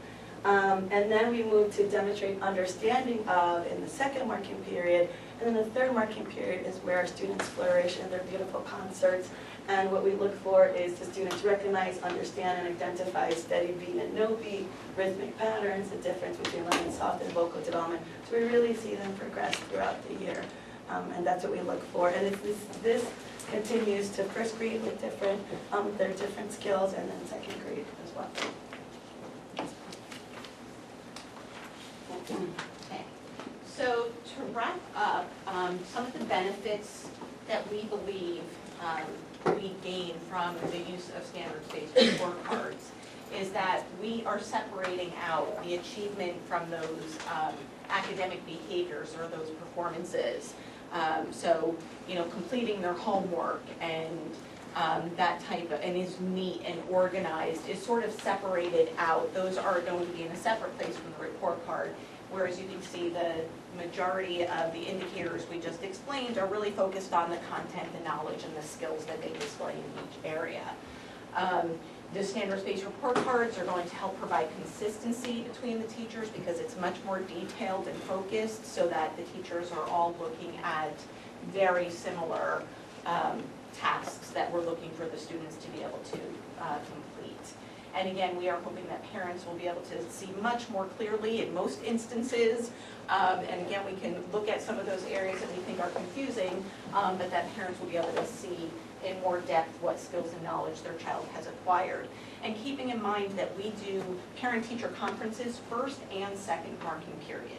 So while the parents are not necessarily going to get, I dropped the baton as well. So while our parents are not going to necessarily get all those rubrics handed to them like through Genesis, it will be speaking points. So getting back to your comment about like what you would like to see, so that's something that teachers will be showing at a conference.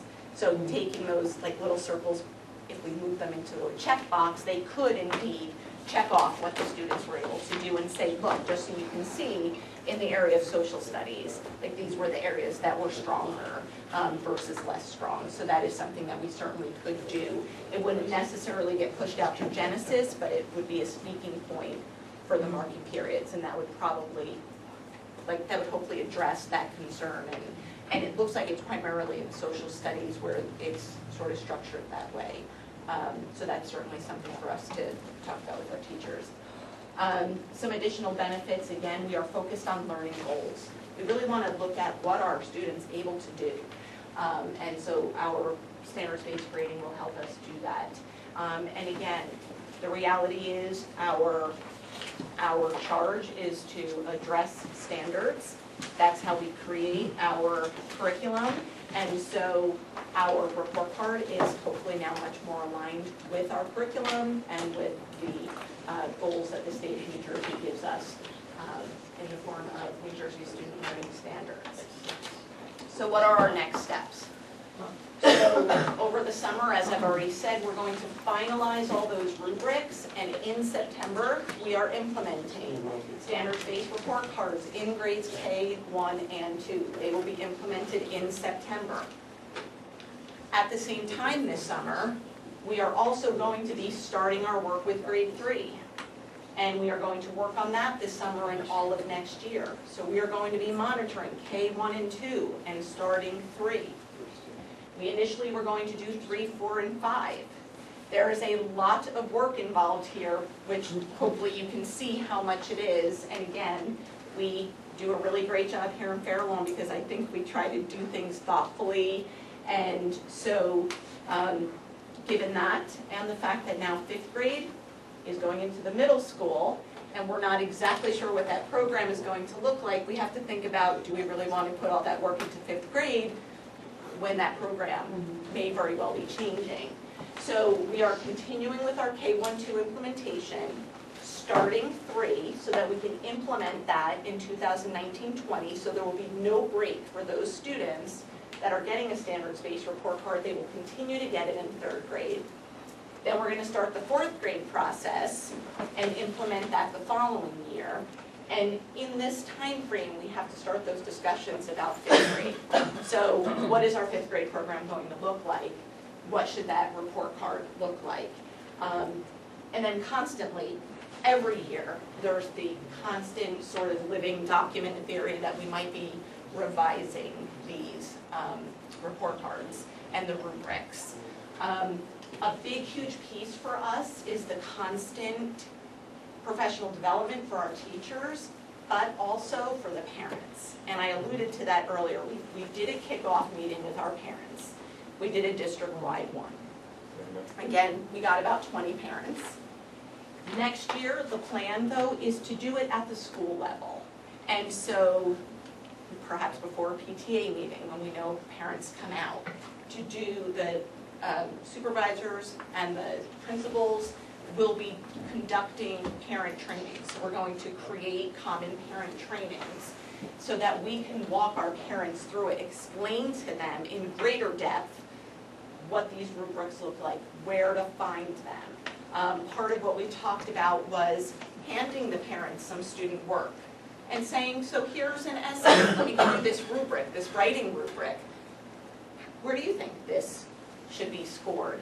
And sort of letting the parents dig in and look at it from a teacher's point of view to try to really internalize how we're coming up with some of our assessments.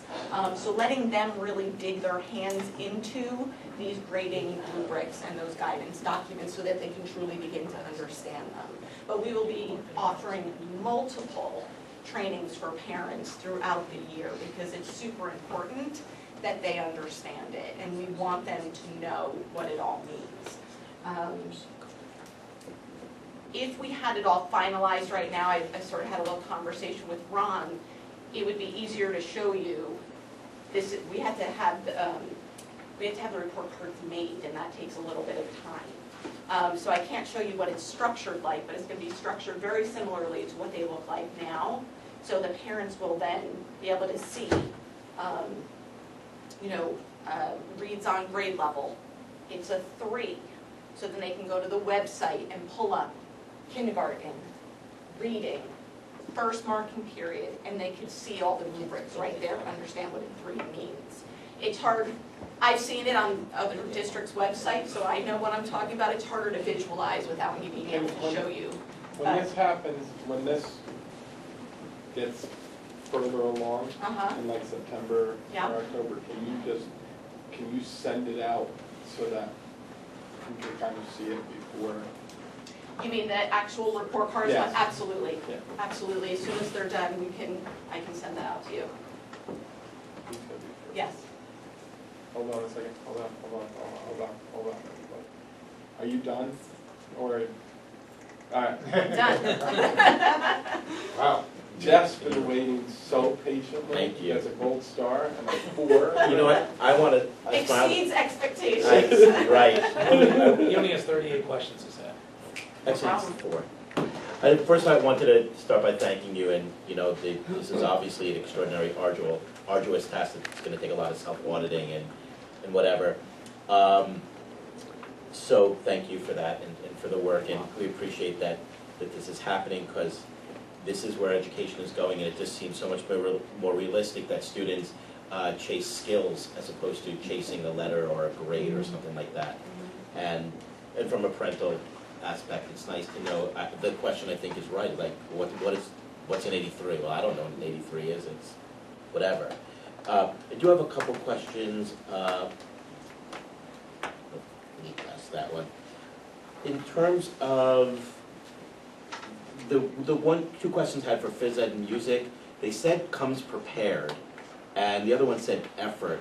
I'm curious to how those things are measured, especially on a K2 level, like in phys ed, where if a kid doesn't bring sneakers, it's probably not the 6th grader's fault, right? The 6-year-old's fault. The 6-year-old, I'm sorry, yeah, Yes. or the 5-year-old's fault. Right.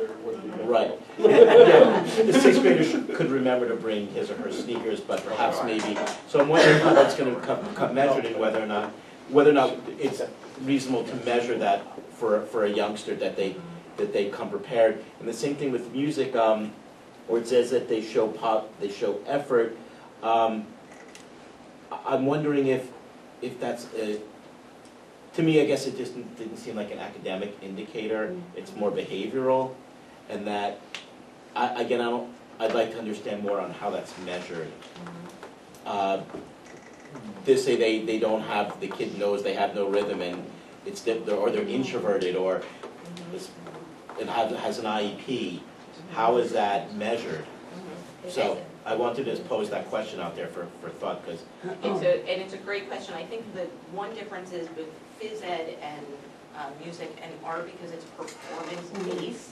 It's a performance-based subject, that's why some of those creep in more than they would, because you're right, I talked about separating out those academic and non-academic factors, and it's hard to be able to judge a student's skills in phys ed if he's never able to participate in phys ed. So I think in that respect, that's why those creep in. But I think it's a good point, so is this phys ed teacher here, say, oh, you forgot your sneakers one day, so now you're getting a 2, and is somebody in another building saying, you forgot him once and that's fine, and I understand that, so they're not doing something like that. Ron, I know you've had these discussions already this year. We had quite a few discussions about that with the teachers, and it came to be exactly what you had just mentioned. So we wanted to come up with consistency on how the teachers were assessing that. So I'm looking at the rubrics on my phone now. So for the comes prepared and participates actively in 1st grade, for example, the student would get a 3. For always comes prepared and participates actively without frequent teacher intervention, where a 2 would be unprepared twice, or it requires frequent teacher intervention to encourage active participation. And I think what's important is that you're trying to describe to the parent what's expected of the student in that class. So we have to get away from looking at a 2 as a punishment. It's really just a description of what the child is doing in class. So a 2 isn't a bad thing. It's just that, well, if your child got a 2 in this area, it means they're not coming prepared, so they're probably sitting out a lot, or they're not being active in class, which is necessary in physical education, because if you're not active, then you're not achieving the purpose of physical education, which is to be active. I understand that. So we tried to come up with that consistency. I think what you say there is an important thing to perhaps make sure that all parents know, to reiterate what you said, is that a 2 is not a punishment, it's just it's a reflection or a description of what's happening. And I think that's important that parents know that, because I don't think parents will see it that way. I think it's natural for us to look at lower numbers and to think that way, and a lot of the changing of thinking is not really as much with with teachers and, you know, and I'll say it's our profession as professionals, we just do this, we go along with the changes in education, but the thinking is the mindset of parents, that's gonna be a tough battle on some fronts, not so difficult with some, but with others. Okay, so moving forward, now, I understand the timeline, I'm not gonna argue that. But I'm going to reflect on other things you said, in that we see what a great thing this is, and I think that's agreed upon. But it looks like this is not going to get to the high school till probably, you know, a lot of us are retired. 30. Yeah, that's right. So These kindergartens graduate. That's right. So is there anything being done within the district to try to at least adhere to the philosophy of standards-based grading, so it could hit the middle school and high school in terms of what you were saying about separating behavioral versus non-behavioral on a report card, especially in high school? That means a lot. I mean, because someone's acting like a total knucklehead doesn't mean they should get a bad grade and not be able to get into the college of their choice. So those things worry me a little bit, which is why I appreciate the push to get it there. And also, not only that, but the consistency across, meaning one English teacher's A is not another English teacher's A. And so is the district doing anything again to have these philosophies put in place in grading in other levels? While it's not standards-based grading, at least philosophically, it's on par with the ideas. Can we save that for maybe another education meeting? Because I think the standard-based report cards right now are for the elementary schools, and what we want to do, that's a much larger discussion about the older grades, because there's a lot of things that go into play there, as in Well, I would look forward to that. the need for grades. And then Can I give him my real quick answer, which is, Sure. yes, there are discussions that are happening in like department level meetings and things like that. Okay. And we can, you know, get a little bit more specific in the future. Okay. And finally, I'm curious what you need from the board to make sure that you can keep moving forward with this, and whether that be, you know, if you need, I know money's tight, but what you need, and whether or not there needs to be any policy changes from the board to, I mean, I know we have most of those, I know we have a lot of those policies already in terms of on our website that we've passed before, but if we need something else, I know because we need hearings and hearings and hearings for policies, for you to put this in September, we're gonna need to get to work quickly on that. So to put it in September is no problem, we're good to go. The support of the board for all of our summer workshops, which you will be seeing on the June agenda, you will see a lot of summer workshops, and you will see much of that is curricular based, and much of it is standards-based grading based. And so your support in improving those are huge.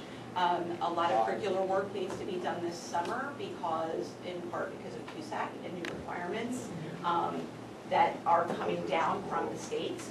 And also a lot of this work, while we work with our teachers during the school year on grade level meetings, it's a challenge to get people from Warren Point to get to Westmoreland to be able to have a full hour of time. They don't really have that.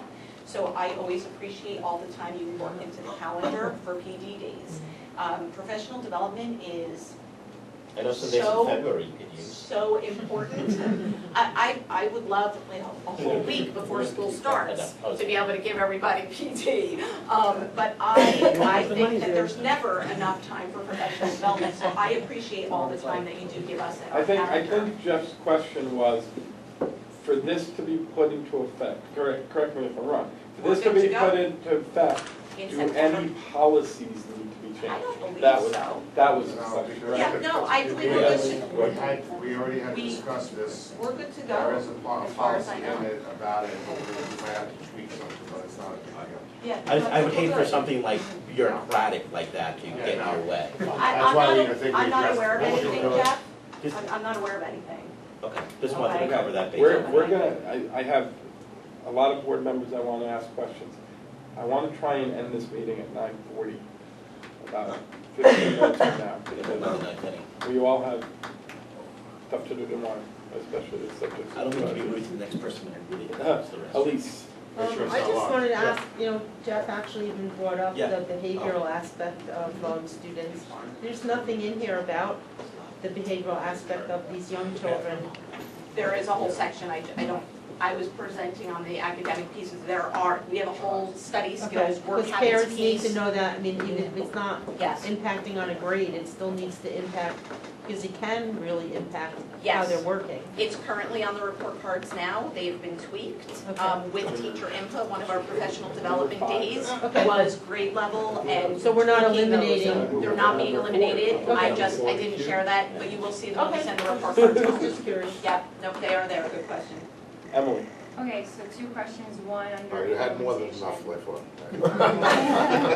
One under implementation and one under working with parents on this. So, I appreciate your point that this is gonna be continuous feedback. I just was wondering if you have a little bit clearer of a procedure in place of how parents and, so teachers and principals will get feedback from parents and teachers will have ideas. So let's say example, the compass rose indicator, right? You think, but then some kind of process to see that actually in one school, students are consistently lower on that because in that school they don't have time for it. Some kind of systems in place to every marking period to be able to get continuous feedback rather than a global, at the end of the year, being like, so how did it go? Are there mechanisms? So we meet on grade levels throughout the year.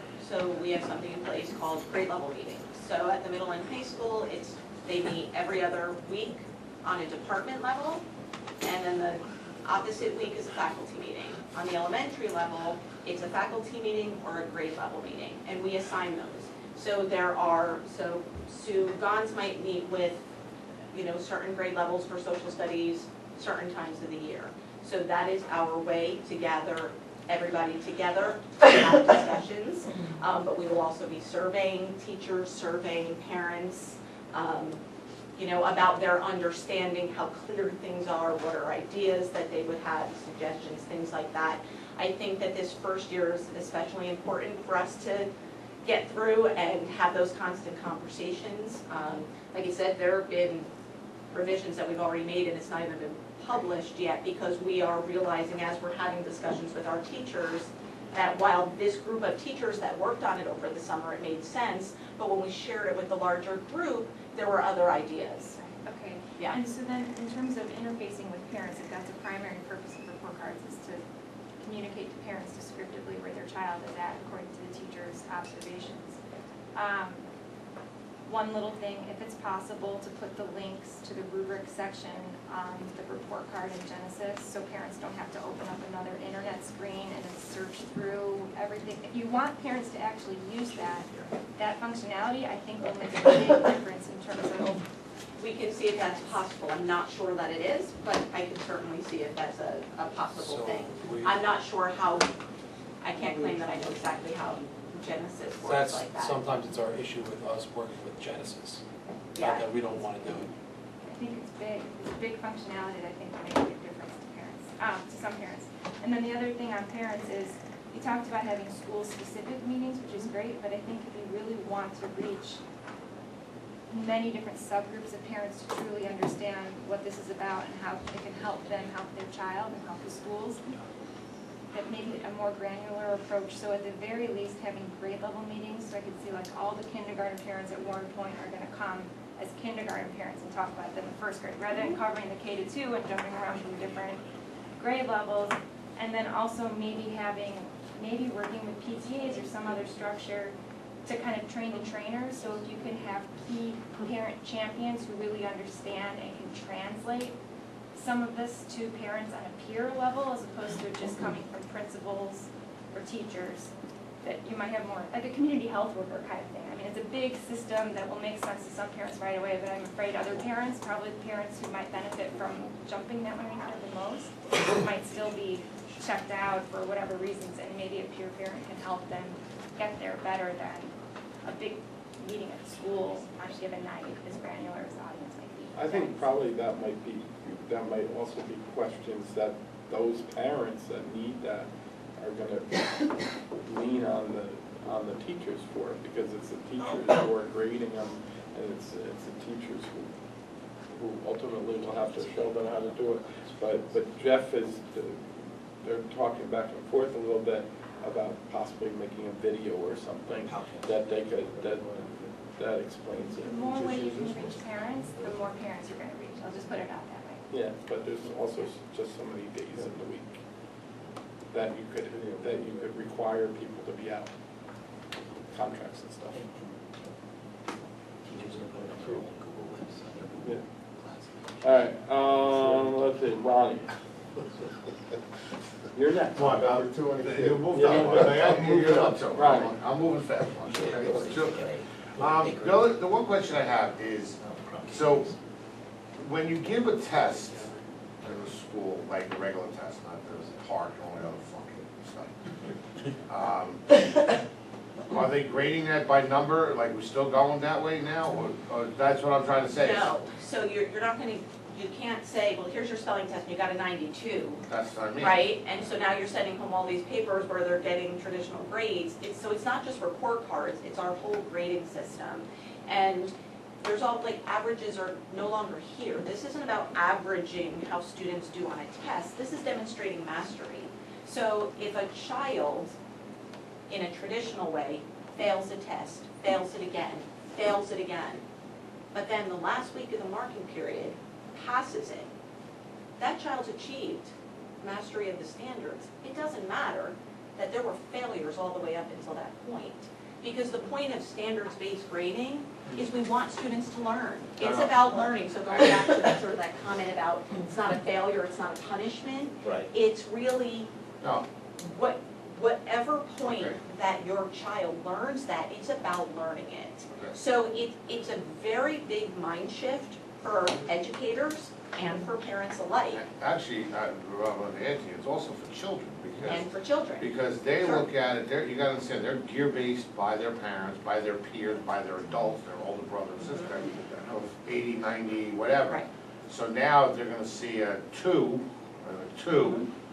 you know, they have to understand, that's not like, wow, you're really, really bad, you're stupid, you know. That's why you start in kindergarten. But let's go, No, exactly. I understand that, but I'm saying is that even in kindergarten, like even next year's kindergartners, you know, they could have a brother that's in Yes. 5th grade or a sister, and they don't know it, and all of a sudden the kid comes home and he looks at his paper, wow, you got a 2? Man, you're dumb, you know? It is a huge shift. I'm just saying, And it's gotta be going to take explained that, time. you know, it's not Absolutely. just the parents, it's everybody. that's It's all of gonna be us. involved. It is all of us, absolutely, I agree. That was it, that was my question, very simple.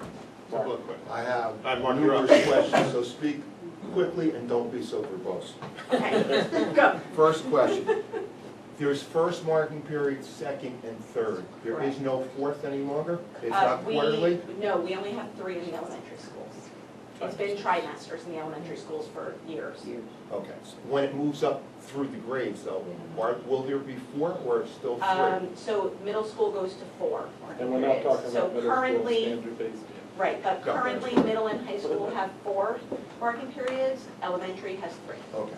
Next question is, why did you choose grades K to start rather than grade 12 and go backwards? Right now, standards-based grading, as I said earlier, we almost are doing standards-based grading in some respects in K1 too. The way that the report cards are written is in a pseudo-standards-based way. We haven't been grading it that way and approaching it that way. So it was this really natural place for us to start. And getting back a little bit to that social emotional learning piece where we were talking about 6th graders are not going to have the language.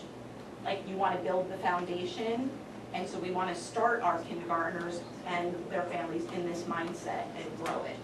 And truth be told, our colleges are looking for a grade point average still for kids to get into college. So, you know, that's a bigger nut to tackle. Okay, how is this going standard-based? How is this going to be applied for the special ed kids? I'm talking not only resource, but I'm talking about self-contained. So there are various pathways. So for some students, it's going to be these regular report cards. So if there is a special education student that's in a resource room, they follow the regular curriculum, the expectations are the same. If you're a child that's in a self-contained class, you have goals and objectives in your IEP. We're going to measure progress by those goals and objectives. But music, art, phys ed would still be measured using these, so they might get a combination. So it's individualized. Jonathan and Dr. Hesney, as well as Camille DeFranco, are part of this process. They have a whole flow chart that they use. So again, it's an individual basis depending upon what the child's placement is. I don't know if you want to add anything. Jeff and I were speaking earlier about this. This is very similar to what we've been doing in special ed already, because that we link everything in the student's IEP, their goals and objectives and standards and what they can do. We do progress reporting, first marking period, second marking period, third marking period, fourth marking period, to show that they're hitting those standards, with the ultimate goal of that once they reach all their goals, that they don't need an IEP anymore and they would be ultimately declassified. So when I heard about standards-based grading and wrapped my head around it, I was like, wow, I feel like we've been doing this in special ed for so long. So it actually translates to special ed a lot easier for us. And as Natalie said, Jonathan and Camille have been part of this process working with the supervisors as well. And very last question. I know that there is going to be lateral articulation amongst the teachers regarding the progress and evaluating this grading system. Will there also be the vertical articulation? We definitely try to find time to do that, and we've been doing that a lot more now, especially between transitions of 5th to 6th grade, 8th grade to 9th grade, but yes, we need to do those things. So we have to make time for both. Yeah. That's it. Thank you, Cindy. I heard what you said about when you put this out for the parents, you got a total of 20. I think what my concern is when the parent goes in for these conferences, aren't the conferences going to take like 1,000 times longer than what they have? Like, how are you blocking the time for somebody who has not participated in doing anything and all of a sudden sits down and says, what am I looking at? Yeah, that's probably going to be a challenge for us. Although currently at the elementary school, they want more than the 15 minutes that we do anyway.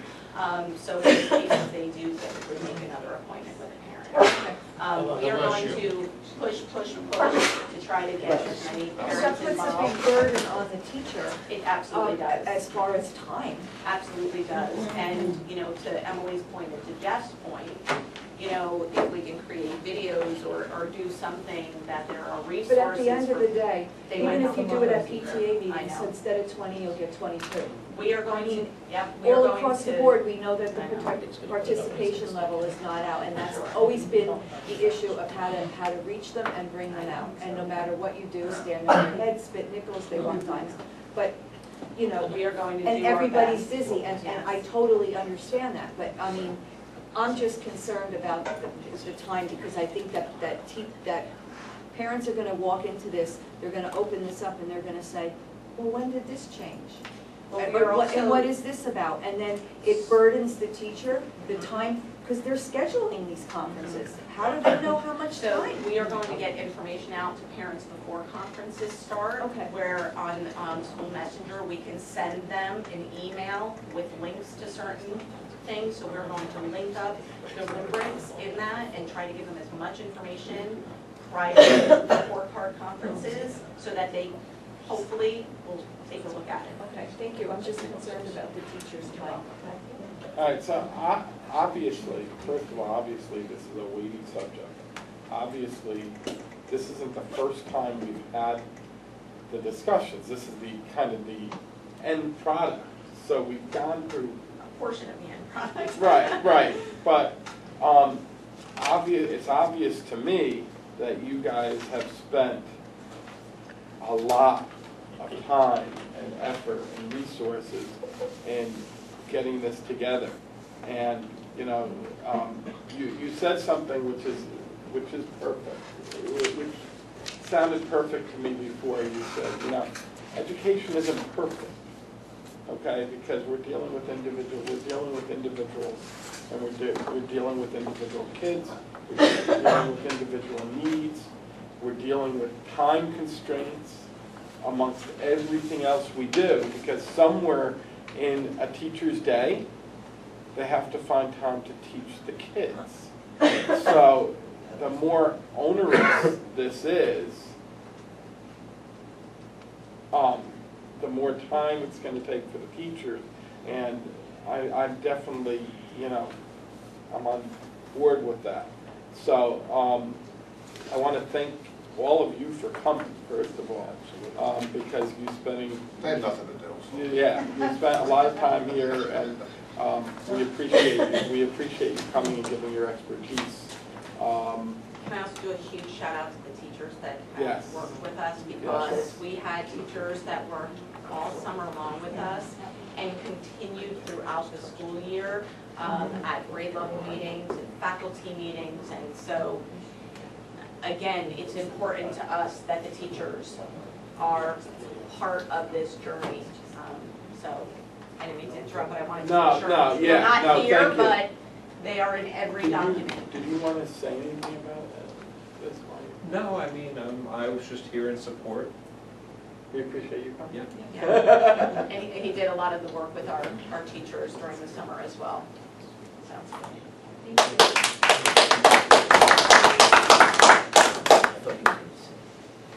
John, did you want to say something? Just to repeat what you said, Mike, this is going to probably be a large task for the teachers to get these report cards accomplished. And as I mentioned earlier with training, I'm certainly hoping that we are going to find the time to give teachers to work on doing all of these rubrics and the standards, that they're going to have the time to really be able to put all that information into Genesis, because it's going to be a lot more than... It's actually about this, just so you know, it's about the same number of grades that they have now, because they're not completing rubrics on every child. That's their guidance document. The number I guess I would have to see it. I know, it's very hard, and we can certainly show you that once Yeah, that's that's, set up. I was going to That would be a good say, thing. the other thing is, I have a couple other things, but I'm not going to burden Yeah. here, so but some of the Yeah. questions that, Yeah. I figured we can meet and discuss at some Yeah, point. let's do that. Just real quick, do you have like 1 minute on houses and... Yes, so houses, we have finished our work with Elliot and our staff, I'm sorry. Get a permit? To build a house.